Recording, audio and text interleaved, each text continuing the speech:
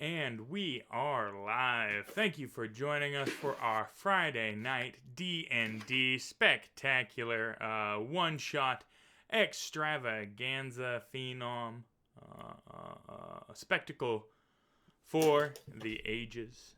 I am your diabolical dungeon master this evening and every evening here at the League of Raconteur Explorers. Will tomorrow, and with me are four friends here to take you through, something a little different this evening. In fact, you see, our regular cast is out in the wilds abroad, exploring the world at large. I've heard there's an out of doors. They say that there's a orb that hangs ponderously high in the sky and burns all that observe it. I wouldn't know. I don't fuck with any of that. I stay in. There's a plague on. Why would I go places? But that means we're going to be bringing you something, a little differently flavored this evening. And that is, in fact, a backstory episode, a bottle episode, if you will, into the life and times of the man who would become Rhyfe. Currently, however, we're over 1,000 years in the past. Rhyfe has not yet been born. In fact, he's currently a man named Anton Highcross, who is a member of the Tenebris Corp. And, what is about to follow is one of their stories, right? So, we'll be back next week with the regular show, which actually picks up narratively, tying directly into this one. So, fear not, dear viewer. Your efforts this evening will not be narratively wasted, because you'll have one of those sweet backstory episodes. You'll be able to reference it like 5 years from now, and you're like, oh man, I was there for when the Tenebris Corp premiered, right? No, you don't understand. You see, Rhyfe was interconnected with the Netheril Empire. If you put this on the pegboard here and you attach this red string to it here, it lashes to all these other points, man. You're going to be that person because you were here right at ground zero when we kicked off. So let's kick this bitch off, huh? We're going to get started pretty much right away. So, cinematic style. The camera sweeps low across the edge of a forest of towering evergreens.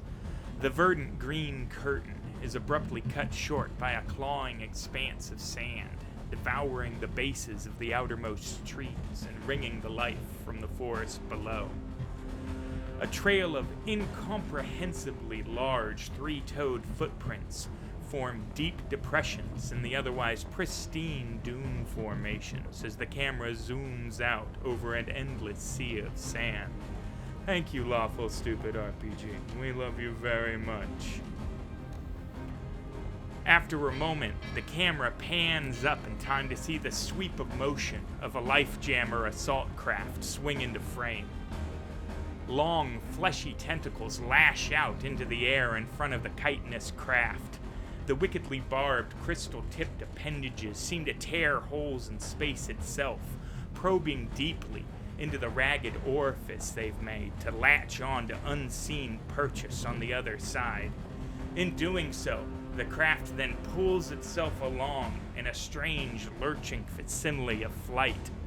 The forward mass of feeling arms constantly writhing and probing search for new weak points to puncture a gash in reality, as the old ones stitch shut in its strange, tottering wake.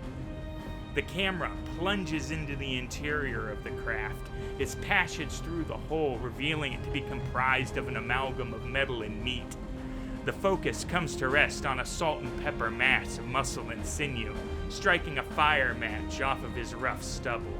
The man lets it burn for a moment, appreciating the flame, and then uses it to light the tip of a well-chewed nub of a silk fruit stogie in his scarred, split lips. Now, he's not alone in this ritual of pre-flight badassery. Please, what are the rest of you doing strapped into your jump seats in this impossible life jammer craft in preparation for the mission ahead?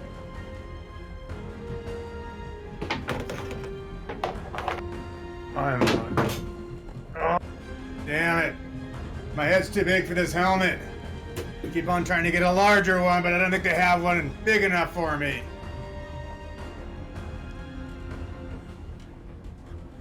So you're just complaining about the helmet?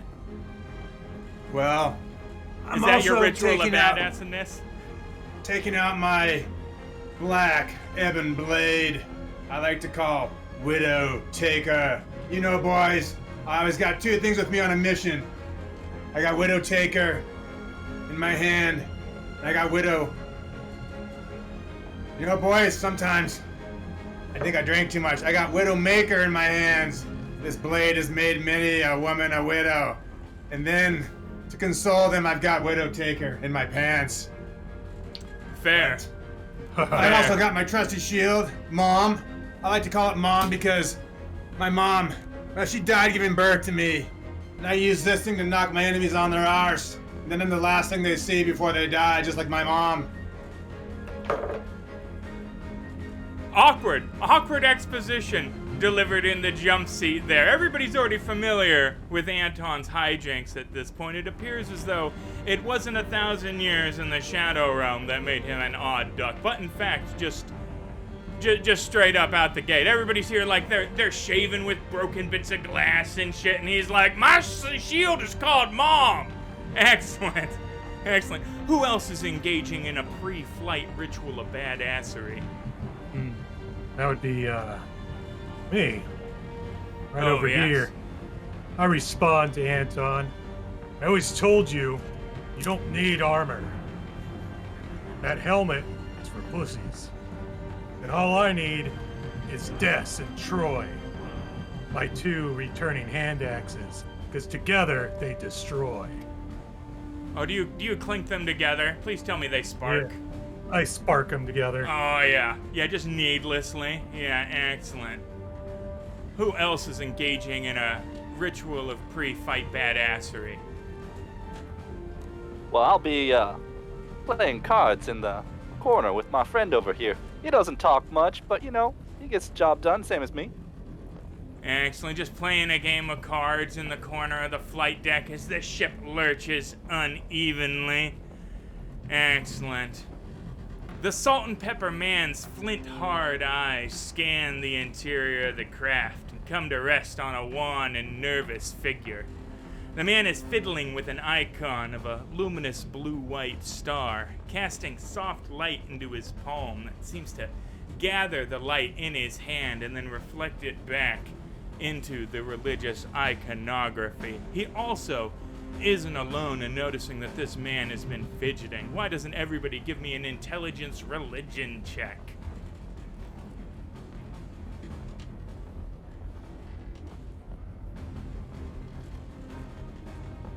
Excellent. 13 from Sandrew. Oh, Anton is too busy naming his shield after loved ones. 6 will not be useful.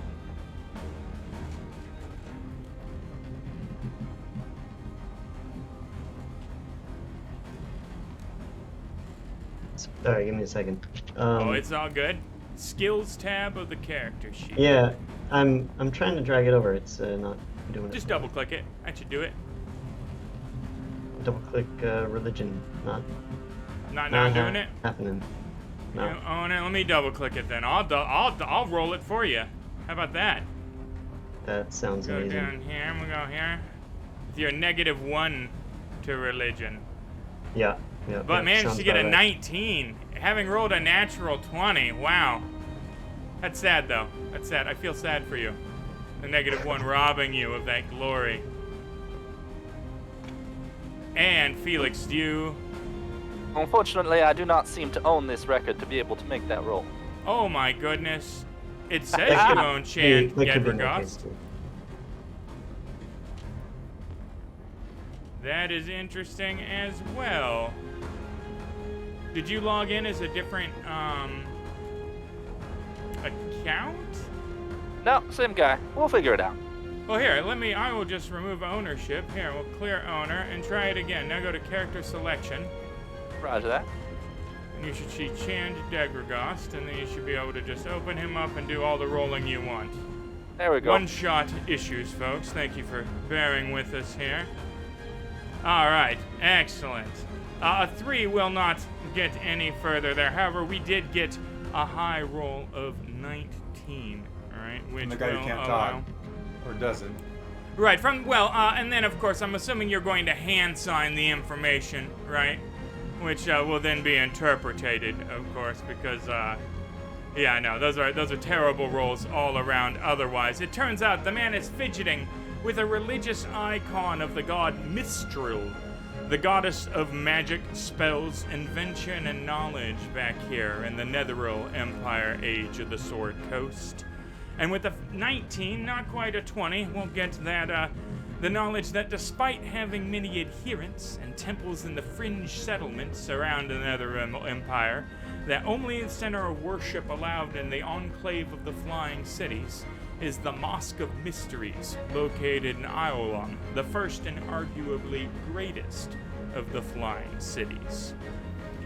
In addition to the trappings of his station, the nervous man wears around his neck a large incense brazier. The brazier is ornate and adorned with black gems that twist the light like an oil slick and cause your stomach to turn over if you stare at them for too long.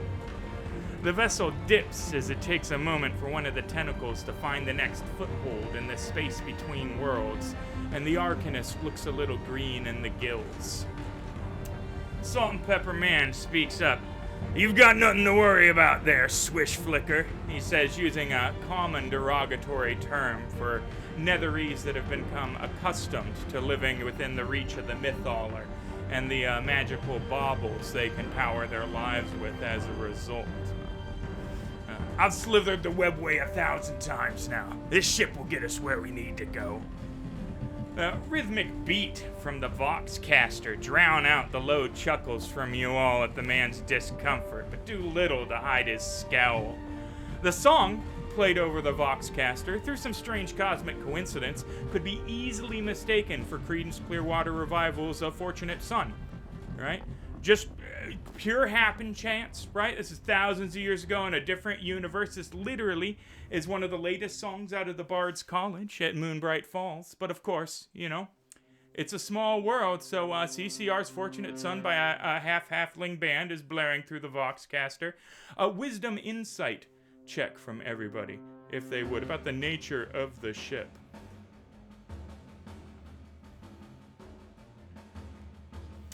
Oh, yeah, 6, 13, 12. Oof. Hossagem. That's my 21 up there. Oh, my goodness. Well, Hossagem, again, the silence, perhaps, years of studiousness behind that. You know, when you don't speak, one listens, right? And that's why you know that the ship that you're on right now is, in fact, a life jammer ship. So named because the magic field that powers the vessel is powered by the body of a convict, permanently strapped into the hull, and only removed when fully drained in need of replacement.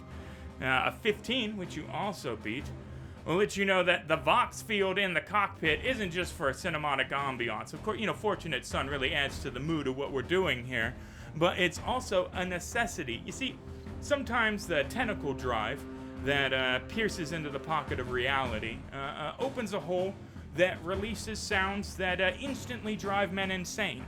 Right? They had to open a portal to the elemental plane of water to hose out the passenger compartment of the first couple of these vessels before they figured out that one coinkydink.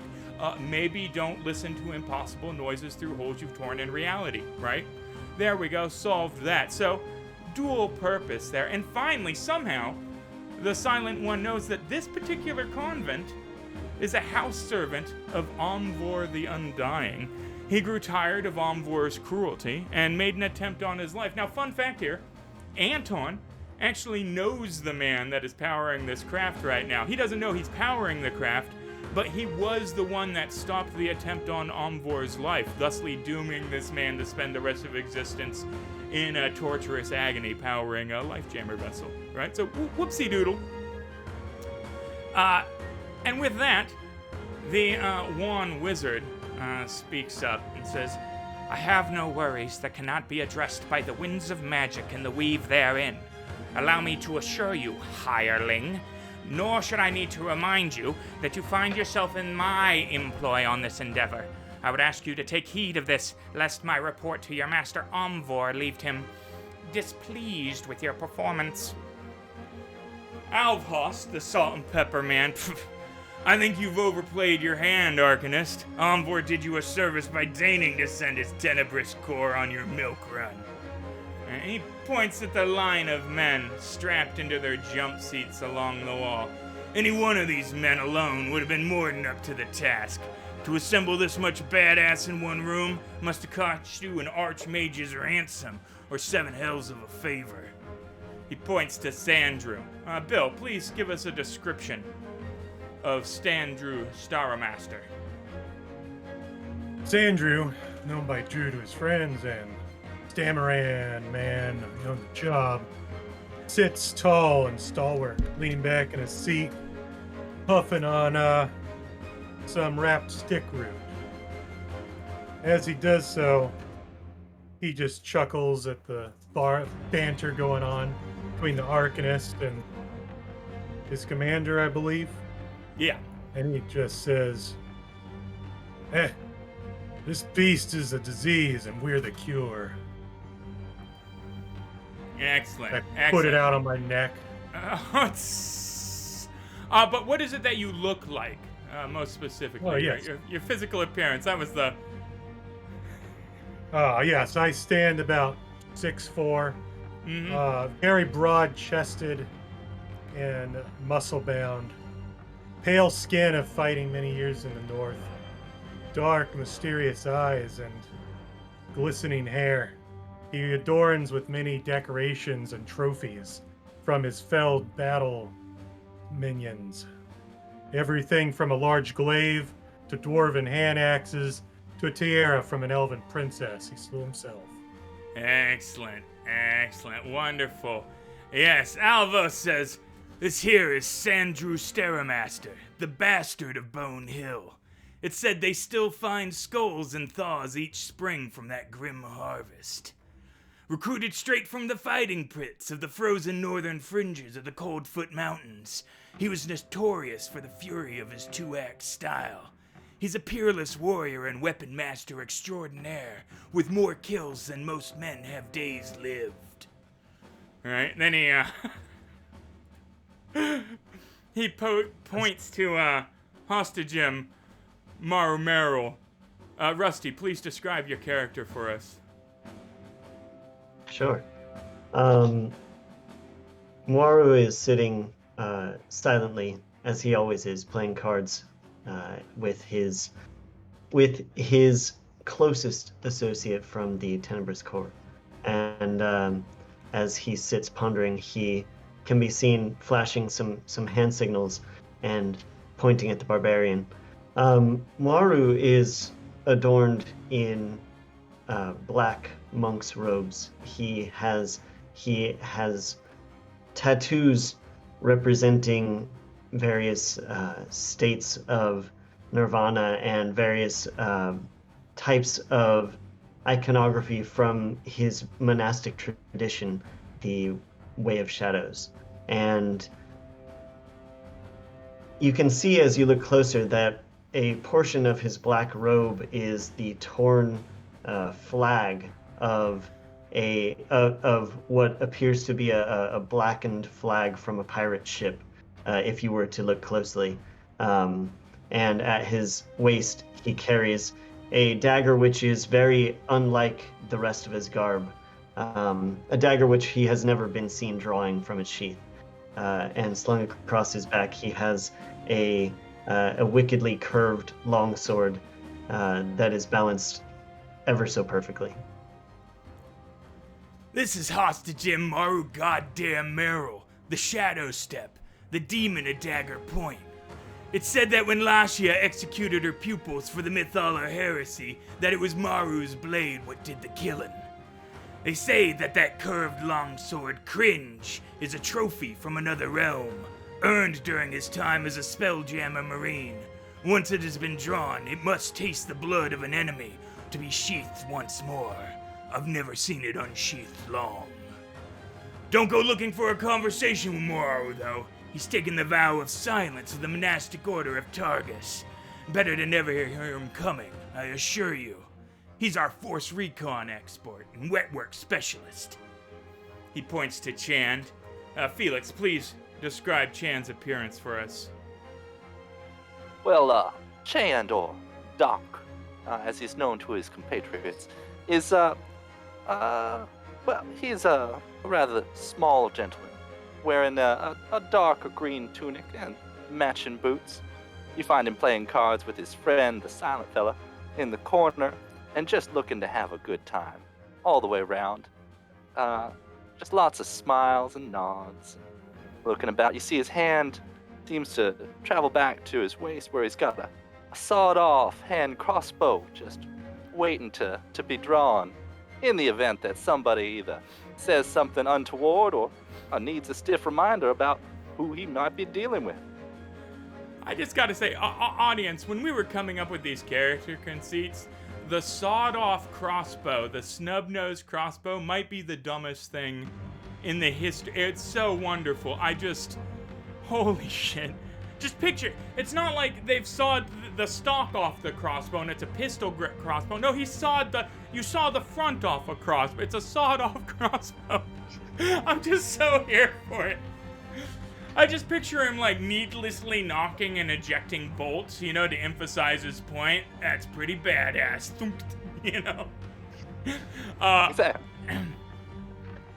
Exactly. That's the way it works.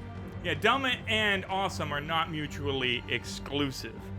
Alvhos says, "This is Chan Daunt Gedregast. That's right, that Chan Gedregast. The chirurgeon of Cantus conflict, the ghost saint of Frothwater. It's said that he single-handedly stopped the spell plague there with his incredible medical prowess. Of course, some of those same voices whisper that he caused the malady in the first place, in the name of researching the disease for use as a weapon.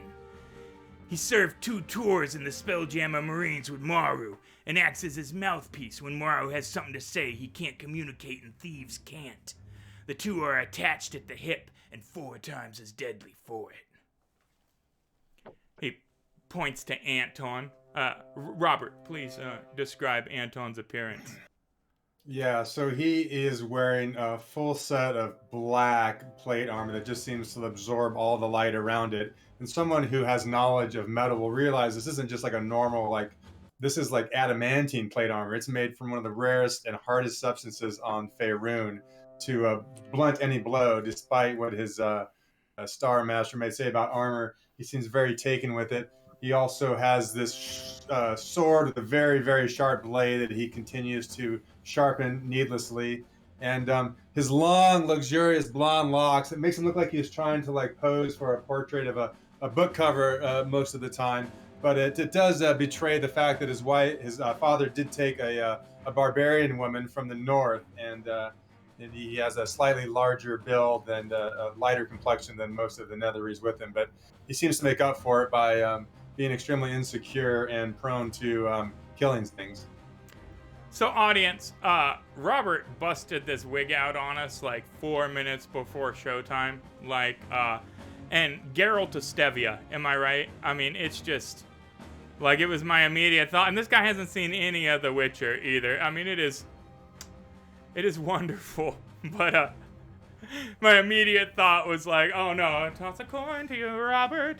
But, Alvhos clears his throat and spits and says, "And then we come to Anton Highcross, the mad butcher of Moander Steppe. Personally, I spit on those that use that as an epithet. Those children would have grown up to be a thorn in the side of the Empire. Better to pluck them by the root than to allow the threat to blossom in our own backyard. Besides, Anton here holds a couple of noble distinctions as well as child slaying. It's said that he's the only Tenebris corpsman to forsake a noble title for the Black. And secondly, he's the only man living to stand toe-to-toe with the Faerun and continue doing so." The magician clears his throat and says, "That is foolish, meant to stir wild conjecture. Nobody has seen a Faerun and survived the experience, let alone stood and fought with one. Believe what you will, Swish Flicker, but trust when the dung hits the wall, you could do no better in warriors forming that wall to keep your vestments nice and neat. Insofar as I can tell, the whole reason you're here is to give us the mission intel and babysit your interests. We're in scant need of a wet nurse, as you can see, so why don't you explain to us exactly what it is we're going to be doing? Man clears his throat and stands up, uneasy as the craft lurches once more and the space between grabs. As fond as I am of growing of your nicknames, Captain Alvhost, you can refer to me as Candlemas moving forward. I am sure you have no doubt heard there have been reports of a rampaging Tarrasque taking out frontier communities along the border at the southwestern reaches of the Empire. Everybody, wisdom perception. Let's see, who's heard what?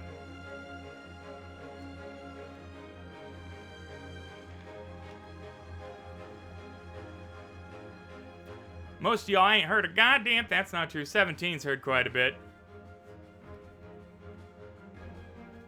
Anton, you have heard through dispatches, perhaps due to your proximity to the Archmage Omvor, that there is, in fact, settlements that have been blipping out of communication and then being found absolutely ravaged.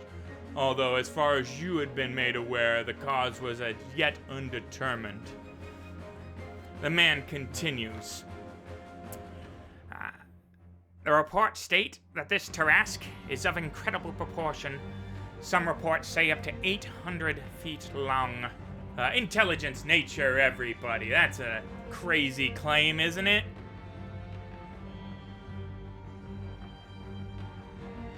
Oof, that one is going to not do any. Hossagem knows fuck all about Tarrasques, it turns out. Excellent. 7 is not going to get us anything. 14 on Chand. We'll get the first piece of information. We have 1. Am I waiting on 1 there? Am I tripping?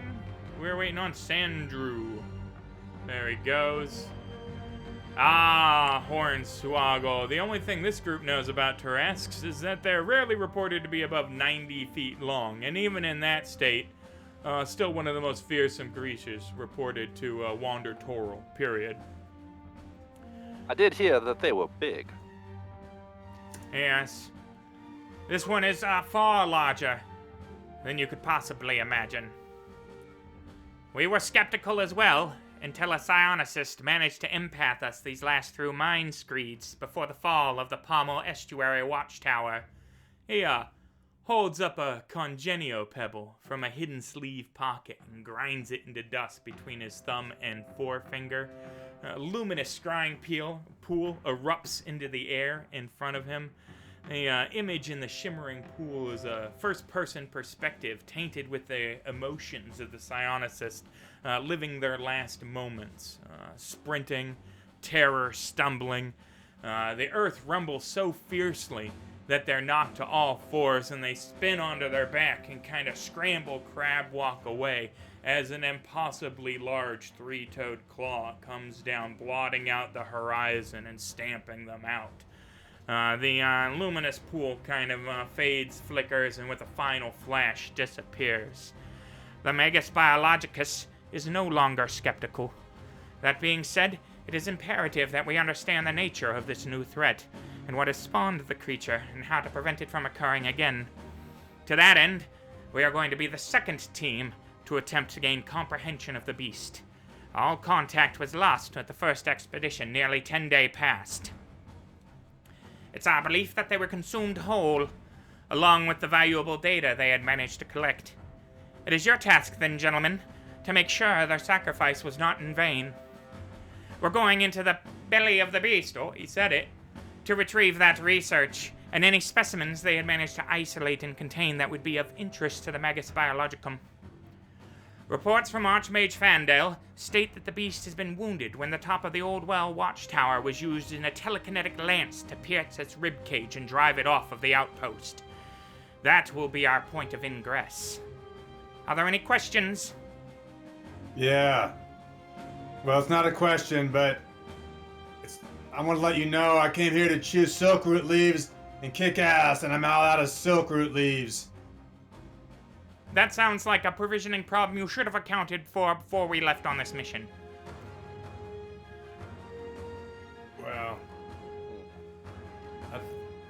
don't think he understood. I thought Doc was gonna bring some extra for me. Aaron's too busy playing with his cards. I got stick root for you. Tell you what, they're not good for you. I'll give you something much better. All right, That's enough now, boys. Allhost says. He says, now you have your standard loadout. This mission is going to be exceptional in nature. Each one of you has the healing pebble and, of course, the suicide pebble in the event of the actuality that we could become compromised by things that are inside this beast. Now, until we are there, we have no proper intel on what it is that we are going to discover on the interior of this creature. But rest assured that it will be a hostile environment, the likes of which none of us have seen before, despite our wealth of experience. Now, gentlemen, sit back, take it easy, and prepare for the ride of a lifetime. Right, lurch as the ship goes, right? Giving everybody a moment then to kind of like prepare for the news. Now, this Arcanist, right, Candlemas, has claimed that you guys are going to go inside of an impossibly massive Tarrasque, entering through a watchtower that's been inserted in its rib cage, right?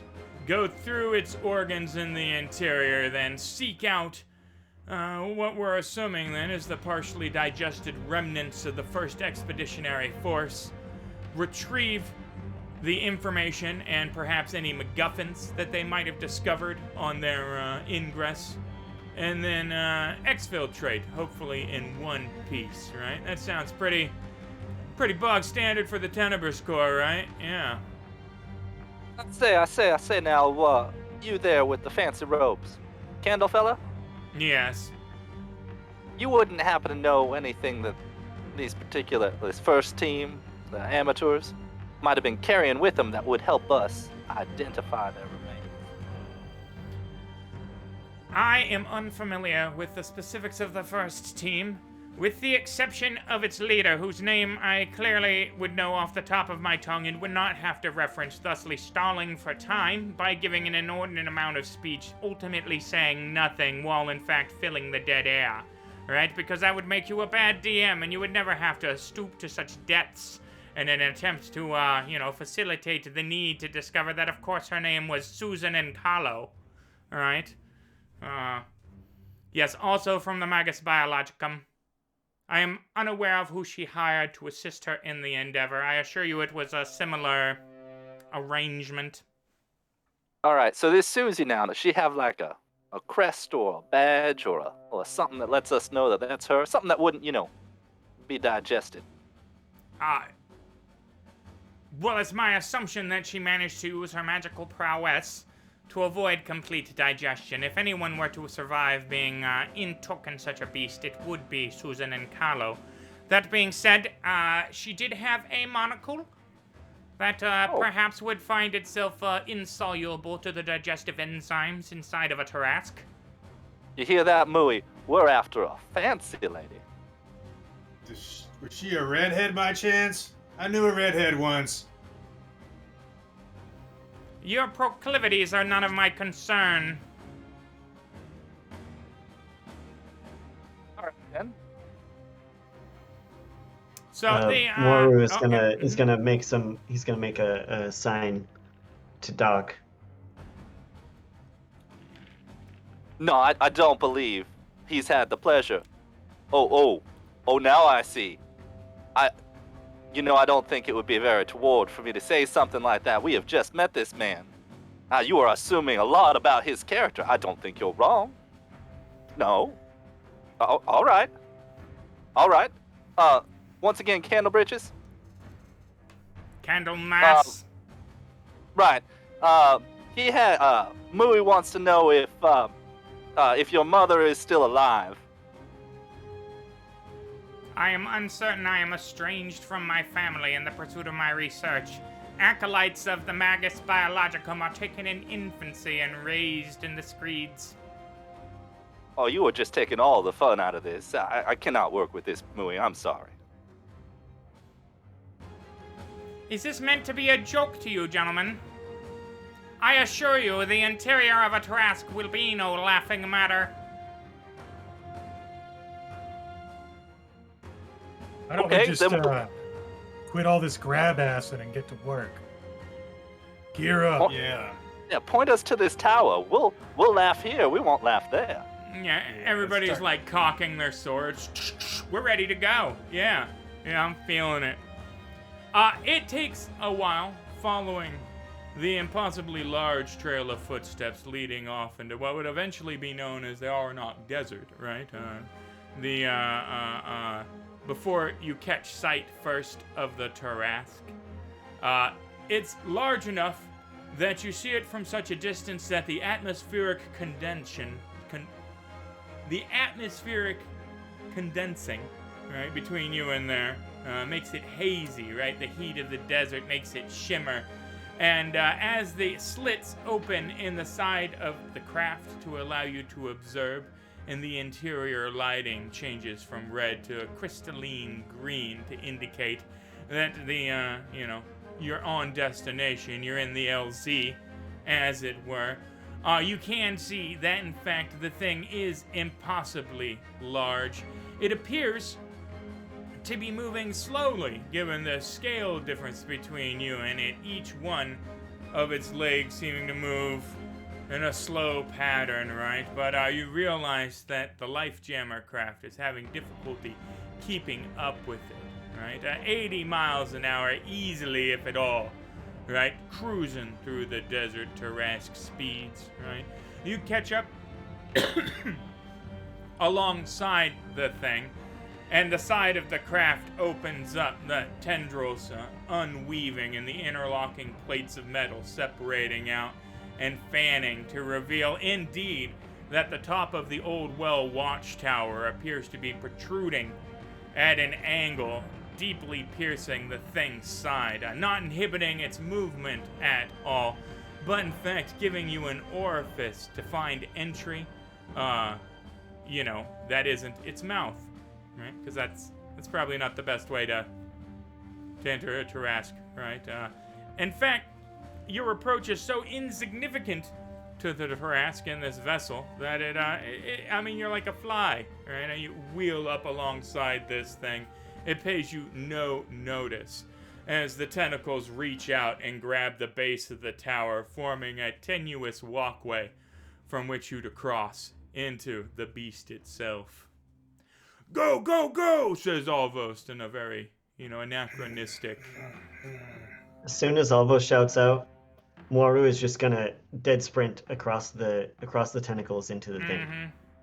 His feet barely make depressions from the weight of his body having touched them, certainly. Yeah. You're muted, Felix. That boy makes me laugh. I'll follow after him.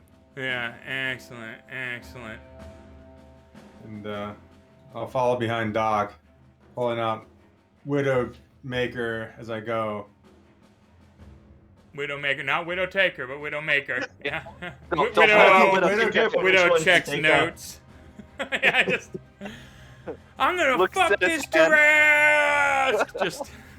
Just hips first. None of us is a bard. Right. I'll make sure everyone goes first before I make my dramatic leap into the situation. Alvhost goes before you then, right, with his trident, right? He kind of tucks it to his chest, gives you a nod, and nonsensically goes backwards over the tentacle webway just to be, why the hell not? I pull out my two chained axes, clink them together, and do a forward flip off. Alright. The ship unravels itself from the side of the old well watchtower and spins off into the horizon, leaving you guys now officially in the belly of the beast. Now, that changes a couple of things. From this point on, unless otherwise specified, we are under initiative steps. Alright, the entirety of this thing is just one big, long hellscape. Alright, let me put up lighting and player line of sight and all that good shit. And I guess I could share the map with you guys if you insist on being able to see where you are within the Tarrasque. This will likely take a minute to load, as it is, oh my god, loaded with information. So, but with that,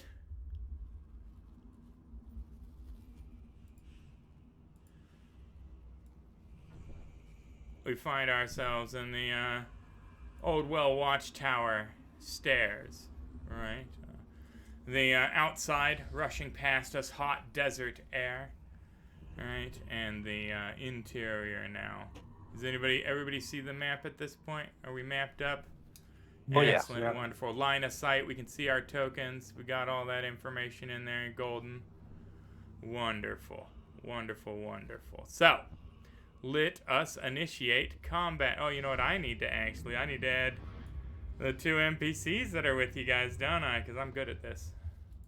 I play games all the time. And it makes me an effective gamesman. Candlemass and all of hosts. So, let's see, old boy in there. Yeah, where are you, Aldim? All right.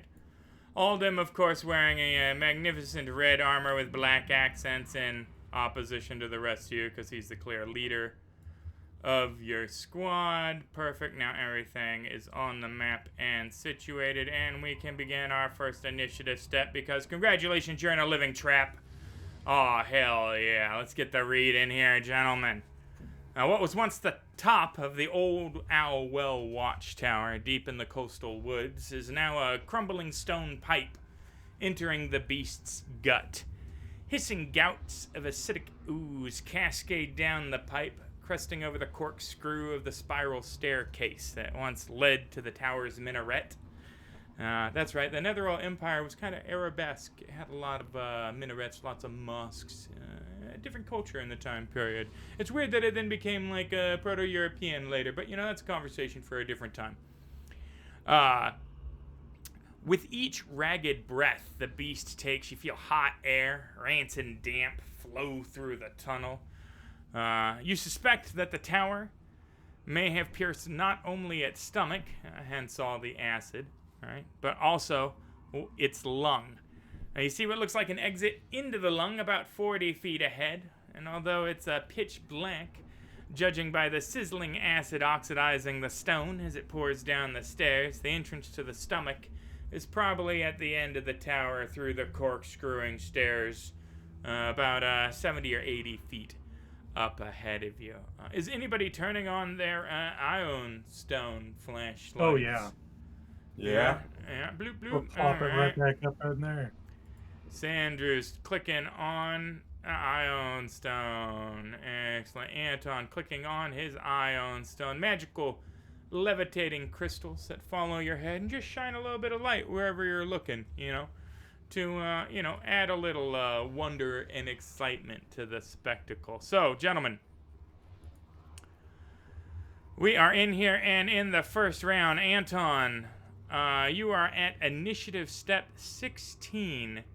Which means that, we have one of the traps clicking off right away. At initiative step 20, right, the creature takes in a huge breath, procking a DC 10 strength check from everybody to grab onto something or be pulled 20 feet towards the hole in the Tarrasque's right lung. We're I'm talking. gonna use my strength 2 saving chained throw? axes to grab on with. Strength saving throw. Excellent. 19. Doc braces himself. 24 with the bonuses. Sandrew has no problem sinking the blades into either side. Thank you for the subscription, guys. You're wonderful. Micah Jaburick, you're a magnificent bastard. I appreciate you. The strength roll from Maru, because we're not saying his long-ass incomprehensible name. Everybody makes their strength roll, bracing themselves as they're splattered with saliva, from the wound. Bearing in note that, of course, this thing is going to, exhale as well, right? Inhale, exhale. Those are 2 features, so we can count on at some point in the initiative step that shit happening again. We also notice, right, that the acid slicking here in the stairs is corroding everything it touches, right, and making it difficult to breathe. We could likely be under the assumption that were we to end our turn in this space, that there would be some kind of a lingering acidic effect applied to us, just from the horrific atmosphere. But that being said, Anton, you are up first and free to move through the tower. The only spot in the beast that is not difficult terrain. Okay. Well, then Anton will boldly stride forward, holding his sword out. Wandering past the orifice into the lung and coming across a, like what was once probably a wooden trapdoor, but has long since been corroded by the digestive juices of the beast, and now is like a free-flowing waterfall of stomach acid pouring out here. It's the source of what is filling the tower. And that was your movement. In fact, yeah, no, what's your movement? What is your It's like 30 range feet, so here? I think 30? that was like a double move. Oh my god, this guy ran up there, super excited.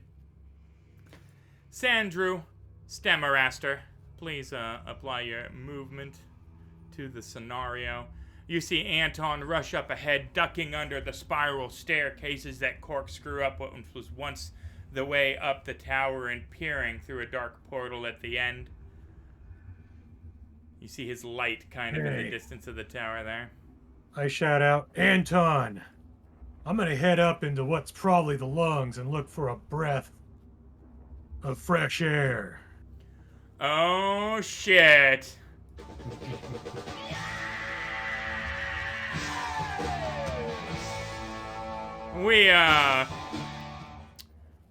Yeah, so every time one of them manages to drop a David Caruso in this, they earn an inspiration from me because I am, a kind of benevolent god. And, I need to actually give you guys the ability to have more than one inspiration too, don't I? Let me do that real fast here. I'm going to give you 3 inspiration slots. You have 2 inspiration now because everybody starts with 1. Congratulations. Please, you have entered then the right lung.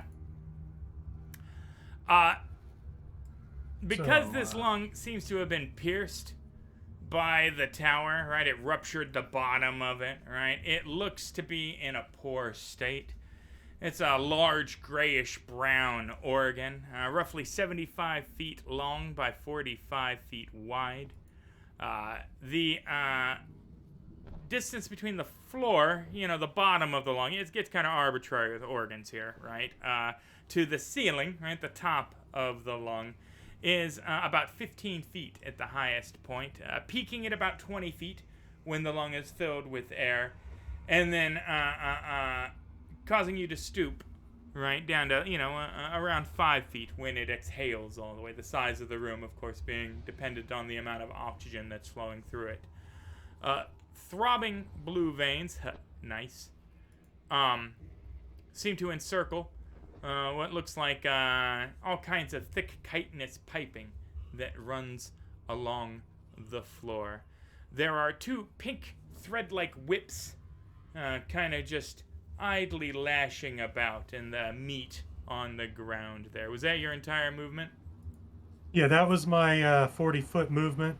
Okay. And I go purposely in that corner because of the way it's going to exhale to keep me from being swept out. Right. I'm I would gonna say with hold your on to the positioning wall. there, you could definitely sink some axes and get advantage on the next one of those initiative step rolls. That being said, you cannot see all the way into the interior of the room, given the fact that your ion stone's just playing a few meters in front of you there. It's too large for you to, sans night vision or dark vision or anything like that, have a good sense of things. Candlemas is going to gingerly move his way around the stairs, taking care to avoid the sizzling acid and kind of holding a cloth up to his nose, right? As he uses the light that he projected into his palm from the icon of Mistral earlier to kind of dimly light the footing in front of him. And he will also make his movement now up into the lung.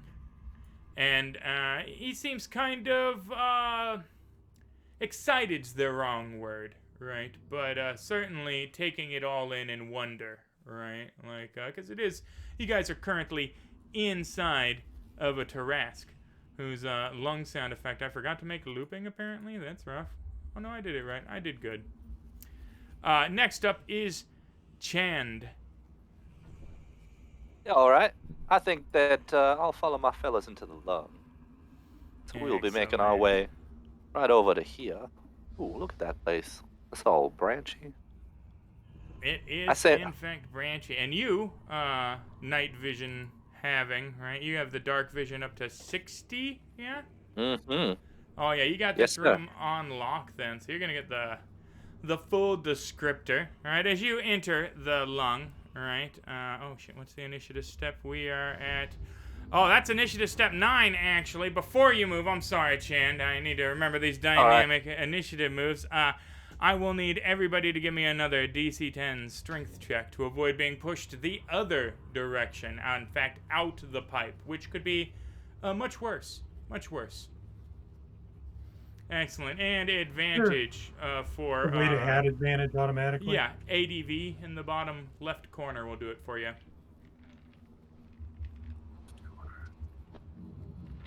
Next to the modifier. I found it. Yep. Thank- Excellent. Oh, no. Chand. Oh, no. It's all right. It's part of my plan. It is. I did not. This will help me get closer to where I want to be. On On the outside. the outside. Yeah, no. That's Well, this is breathing. It's breathing in now, right? it No, it's was breathing breathing in. in previously is the problem. Yeah, this is the part of that. Well, fellas, Yeah, has been it was nice. an excellent. It was a fun roll. You are pushed 20 feet towards the lip of the tower, which will put you, in fact, outside of the tower. I need a DC 10 dexterity saving throw to grab onto something last moment style, rumble crumbling, acid waterfall pouring. Hey, can to I avoid... Oh, natural 20. No need. Yeah. Please describe Well- what you do with that nat 1.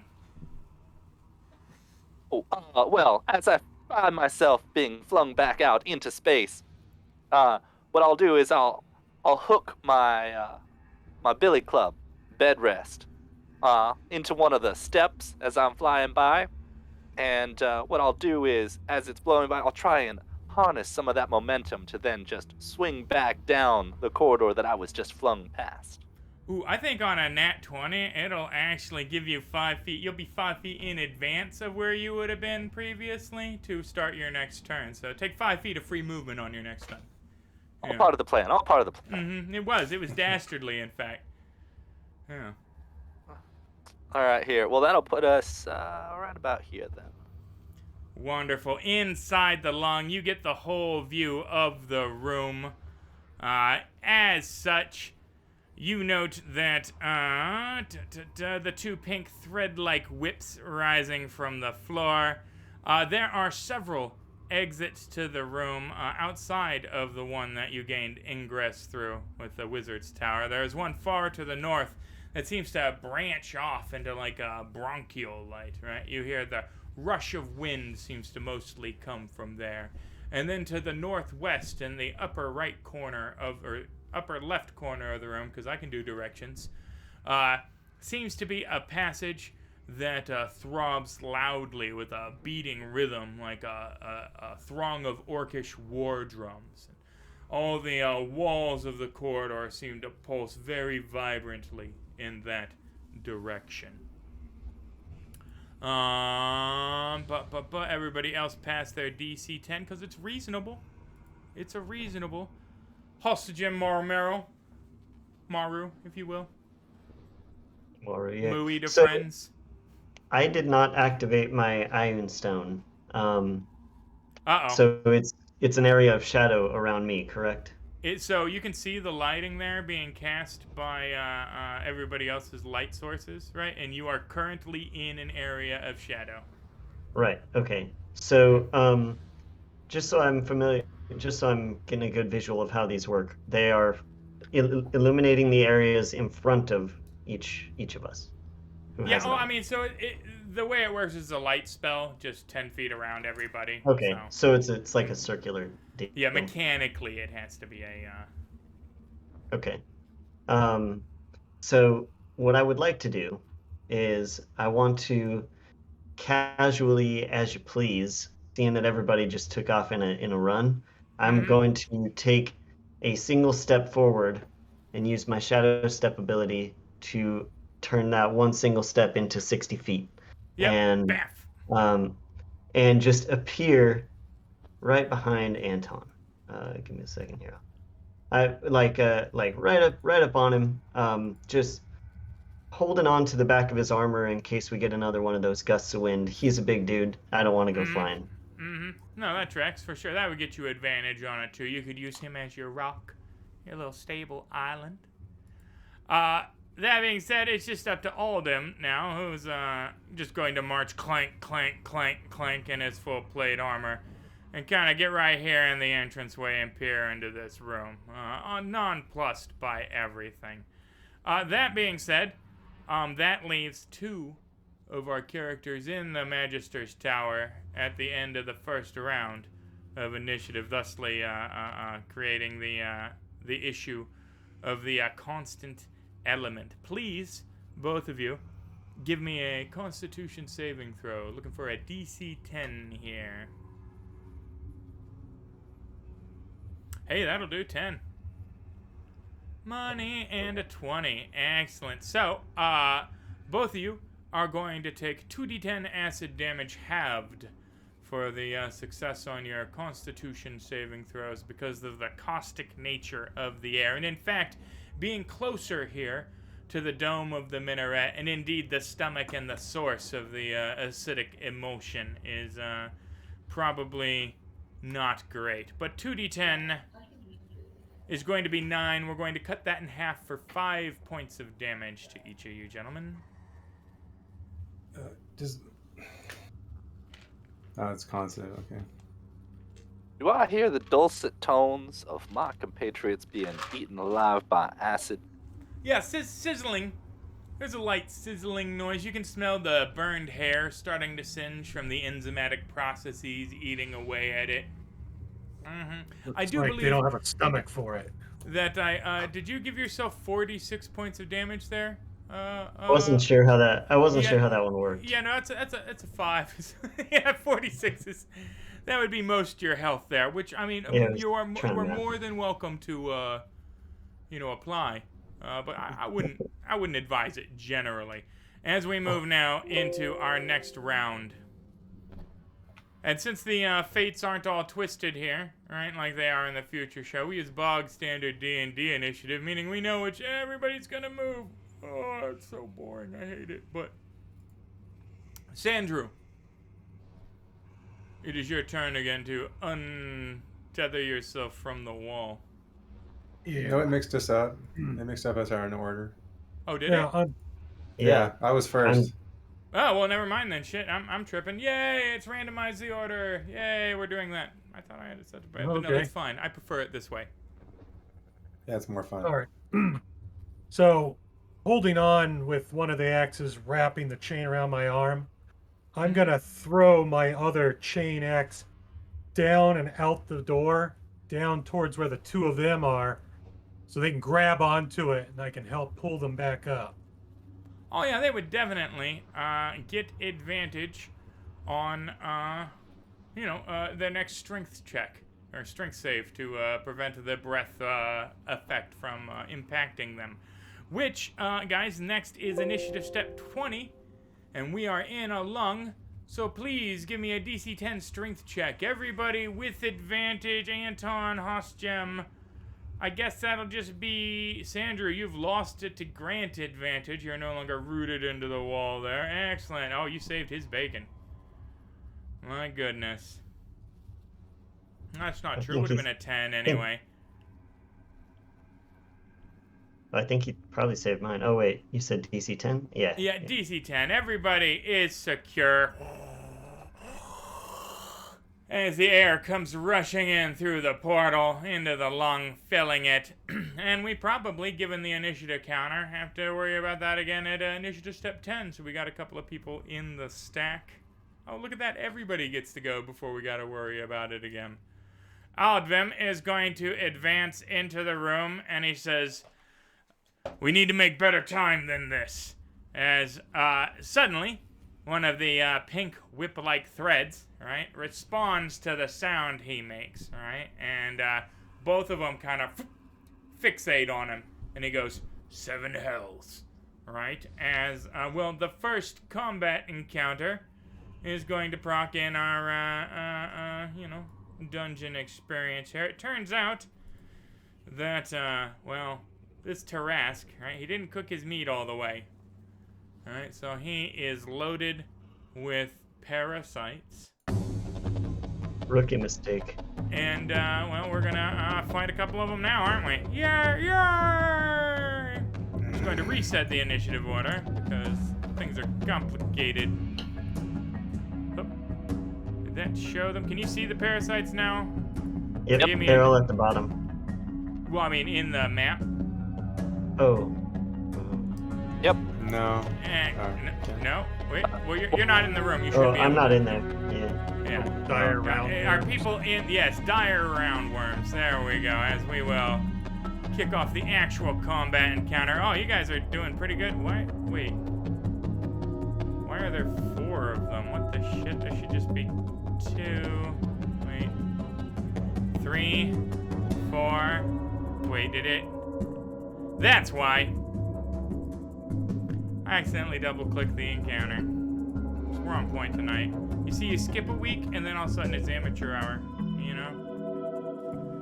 Delete all tokens. We'll clear the combat tracker. We still have the good combat music, though, so just live with that for a moment. Feel that energy there.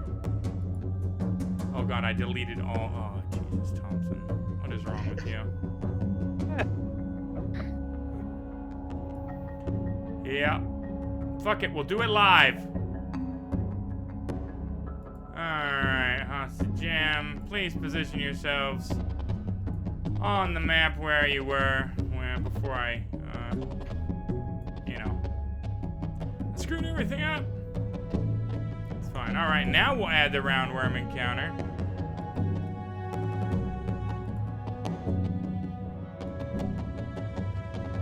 Yay, and now there's just 2 of them. Yay!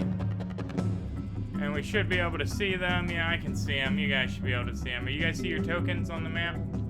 Yeah. Yep. Alright, Yeah. everybody move to where they were. This is definitely not where we were.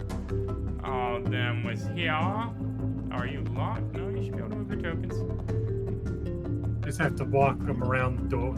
Yeah, you do have to walk them. You can't just drag them. You have to actually use the line of sight, which is, I don't know. It's fine, I guess. It's a feature I don't really understand. But, alright, we are in the room, and we have a new initiative step here. Hostim. Yes, sir. Alright, you are let's up do it. first. Initiative step 24. Okay, so, as cool as my shadow step is, I cannot actually use shadow step to a place I can't see. So, I'm going to have to walk like the rest of you clowns. Through the pools of acid. Sure, I'm pretty light on my feet. I will. Splashing Okay. along the tops of the pools of acid. How- Is that what you're doing? Are you puddle running? Let's see. I'll actually I'll do some acrobatics here. I will attempt to sort of take a running start and run a little bit along the side of the wall to avoid the pools of acid puddling on the floor. Can I make a suggestion? I'm going to actually need a full 360 loop of you. There we running, go, there we like go. with the spiral of the stairs, right? Yeah. You're I mean, it holding is my a spiral cane stair. if you want to do something cool with that. Oh, that's true. You are. He did throw his axe Oh. down towards you. You could so like do run that. up the chain or something. Yeah, actually, let's do that. I like that That's a lot. hot. That's hot. Yeah, run up the chain, and then when I get to the top, just like high five you when I get there. All right. I'm actually going to need a you son of a bitch hand clasp and bicep pump. You son of a bitch. Yeah. That's how you do it, Haas. Yeah, no doubt. Sure. So right. I'll allow it. Since you have the chain assisting you, why don't you take advantage on your acrobatics to see if we successfully perform this badass maneuver to position yourself. Oh, absolutely. There we And go. with advantage of 24, oh yeah, it's slick as hell. Yeah, no, there's no issue at all. Yeah, slah, yeah. Hell yeah, biceps pump, the veins bulge just a little, you know. We're Get feeling on. it. Right. So once I get up Excellent. there, let's see. I've still got You have nothing. Good day, sir. some. No, you're Yeah, not. I've got some movement, and I've got. I can still shadow step, but I do not see. Is it because I don't have my light on? Is that why? Oh, it might be a line of sight issue. Let's see what Hostium can see here. Oh yeah, fuck all. Yeah, because you don't have your light on. Yeah. Dang it, that's unfortunate. An action to turn the light on. Huh? Is it an action to turn the light on and off? Oh no, he can bonus action it on and off, but even then, like the line of sight on it is very. It's pitch black It's in very here. narrow. Yeah. Got it. They're meant to be Can I horror see- flashlights, you know. Let's see. So, I think actually I'm not gonna. Now I'm you not gonna can rush up bonus in there action until. communicate with your teammate who does in fact have 60-foot dark vision, who could probably give you a tactical assessment. I'm pretty sure he can see the roundworms. Ooh, I like that. I like that. Okay, I'm going to do the universal hand sign for, hey, I need your help over here, over to Doc, and then just sort of, signal to him where is it? I can't see it. Mooey, it's right ahead of you, son. Right there. It is, I'm gonna say about 45 feet straight ahead of you. You might want to arc it over the little tendrils of lung bits. Okay. I guess the farthest I can see without my light on is 10-ish feet or no feet. It's pitch dark. It is pitch black in the interior. Yeah, you can see the light being cast now by Sandrew. He has his light on. That's why you can see it all. All right. Okay. It's his light that's I'm going actually guiding you right now. Yeah. I'm going to draw my blade. The cringe is ready to go. Uh-oh. And It's been drawn. I'm just gonna take off dead ahead. I'm just doing it. Are you attacking into the darkness right now? Is that happening? I'm Is not- that literally? Are Yeah, you literally I'm just- attacking the darkness? I'm gonna run into the dark. No, I'm not. I'm not just swinging because he says about 45 feet ahead. I'm just gonna run. I'm just gonna run at it. Take my sword out and just ready to kill. Now, I'm pretty sure that after you leave the light bubble of I can't see Hostium, anything. that you can't. I mean, do you have blind fighting? Nope. I sure don't. I'm just gonna but be- silent. He just runs Yeah, into yeah, the yeah. darkness, just pitter 100% patter. silent. I'm just gonna have my hand out to try and feel for anything ahead of me and just. So I'm doing. So- Going by feel. So he says, "We've got trouble." You hear this, the flailing whip of these roundworms, and you're like, Yeah. Oh yeah. "This is 100%. very 8th level martial master." I'm feeling the tactics. Yeah. All right, well, let's get your move on. Let's see what we got here. I literally don't think. Yeah, no, that's rough. I think that's actually all I can do with the move because I don't have enough. I'm sure you guys noticed that the tissue is actually subtly undulating on the map as well. I'm not going to accept props for that, but I am going to need props for that. He runs into the darkness. I'm like, hey, Doc, they don't pick monks for their brains, do they? He's got a monk's soul. Deep down inside, buried underneath what I have to assume is just layers and layers of head trauma. There's something. That martial training is. They don't wear armor now, you see. Sweet boy, kind boy. Just, Smart boy, not as much. it's a good thing he's pretty. Yeah. Well, it's not like he can't use his key to cast dark vision, you know. Oh, can he? No. Is that one of his keys? No, Totally. you didn't pick It is. I can 100%. Yeah. I was gonna, I was hoping to save it a little bit at least. Wow. Past it. Yeah. Wow, you stole his For like an thunder, hour. Rhyfe. Wow. All right, I did. Sandrew. That's all right. That's all right. Monk runs Forgiven. off into the darkness. You can at least see kind of around you. Yeah, I'm gonna have to go save him from himself. So I The light is unchain my 15 two axes, wrap the chains around my forearms, and I start tactically trotting out alongside him. Boom, yeah. Now I think Rusty can see the diorama. Yeah, now the light's upon it. Excellent. 100%. Yeah. Dim light cast on it. It is a writhing mass of roundworm. The tail whips and lashes, cracking through the sound barrier where it touches the flesh on the inside of the wall as it passes in its blind whipping fury. Right, it leaves deep gashes that split open. It's they're fucked up. Quick question. Yeah. It looks like they're kind of stationed in between 5-foot squares. Is that on purpose? No, they're just that big. Okay. They So are I'm trying large to calculate creatures. like 5 feet because I'm whipping around my axes as I'm going. Because I whip the chains around, I'm pulling out my pole arm so I get 5 feet away from one of them and strike at it. Yeah, that's fine. Yeah, like probably right there would be 5 feet, I'd say. Right there? Mm-hmm. Good. Okay. Fantasy Grounds might need you to nut all the way up for the maths, but we'll see. All right. Let's see. The large creature, large token scale thing. They're still working out the kinks on it a little. All right. I give it a strike. As soon as I get my weapon, there it is. Do I need to drag the die or anything weird over the thing? Drag the attack die over the token or in the combat tracker. Okay. Over the token. Excellent. That's a hit there. 13 plus 7.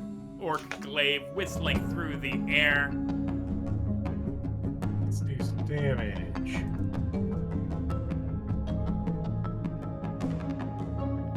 And not targeting the creature, but I'll just drop that token over it. Sorry about that. 10 points of damage slashing into the roundworm, deeply cutting it and spilling some of its purple entrails in a wet heap on the ground. It does not seem to particularly mind.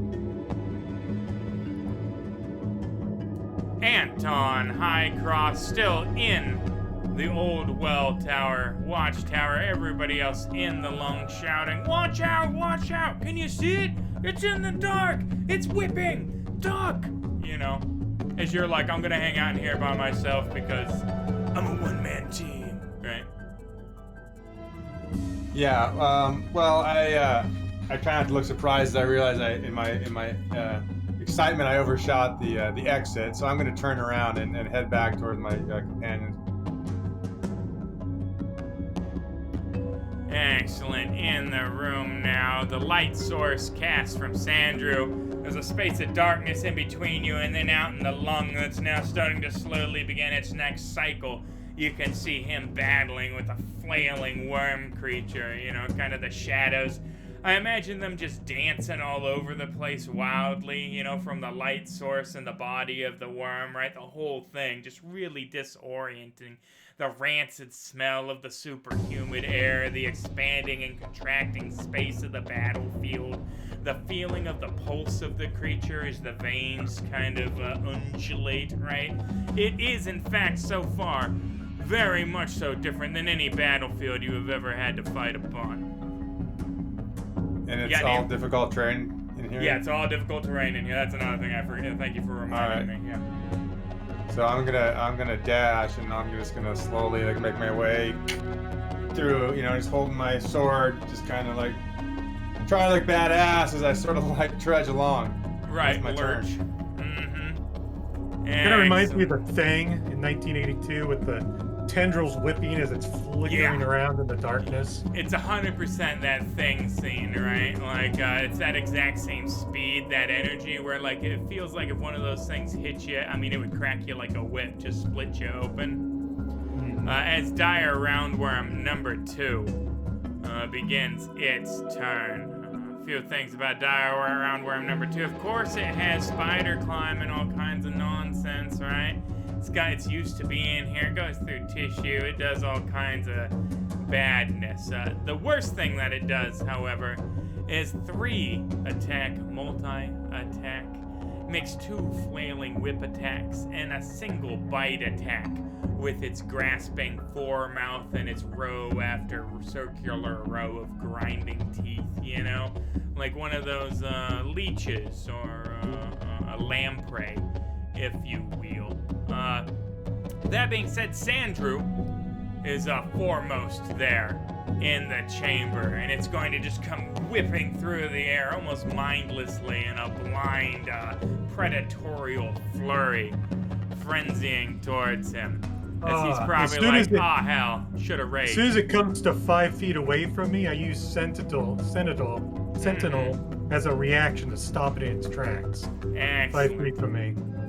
That is fantastic. It would be more fantastic if it did not have a 15-foot range from reach. But you have still get an stopped attack of opportunity, right? You get the attack opportunity, and you have stopped all of its movement. Okay, let me give a quick attack on it.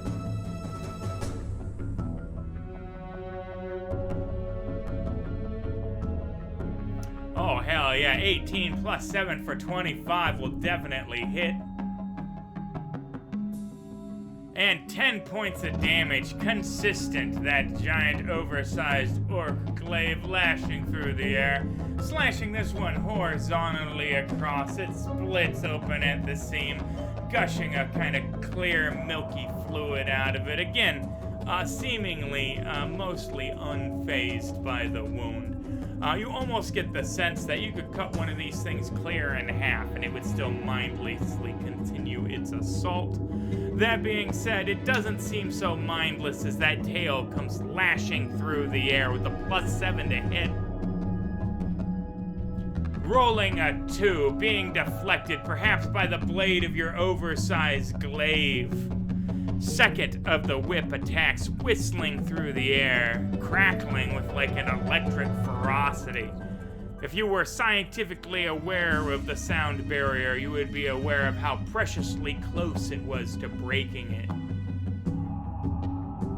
As this time, an 18 plus 7 for a 25 will most certainly find purchase, hitting for 2d8 plus 4 bludgeoning damage.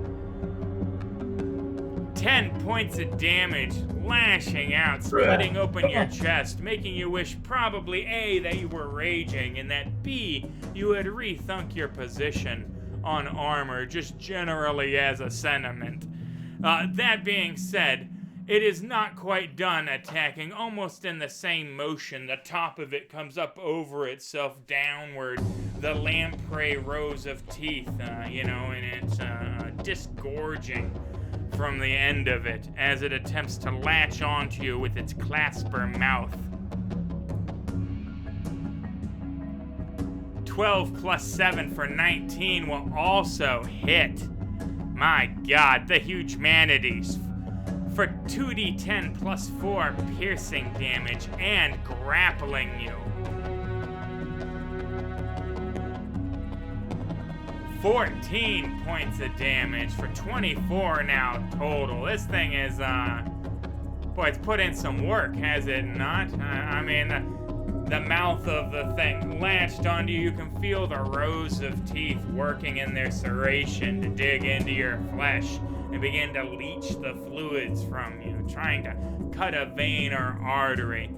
You are grappled by the creature, and it will require a DC 15 attempts to escape on your turn. But fortunately, until the beast is done feeding on you, it can't, it's not gonna feed on someone else. So hey, you're the guy, right?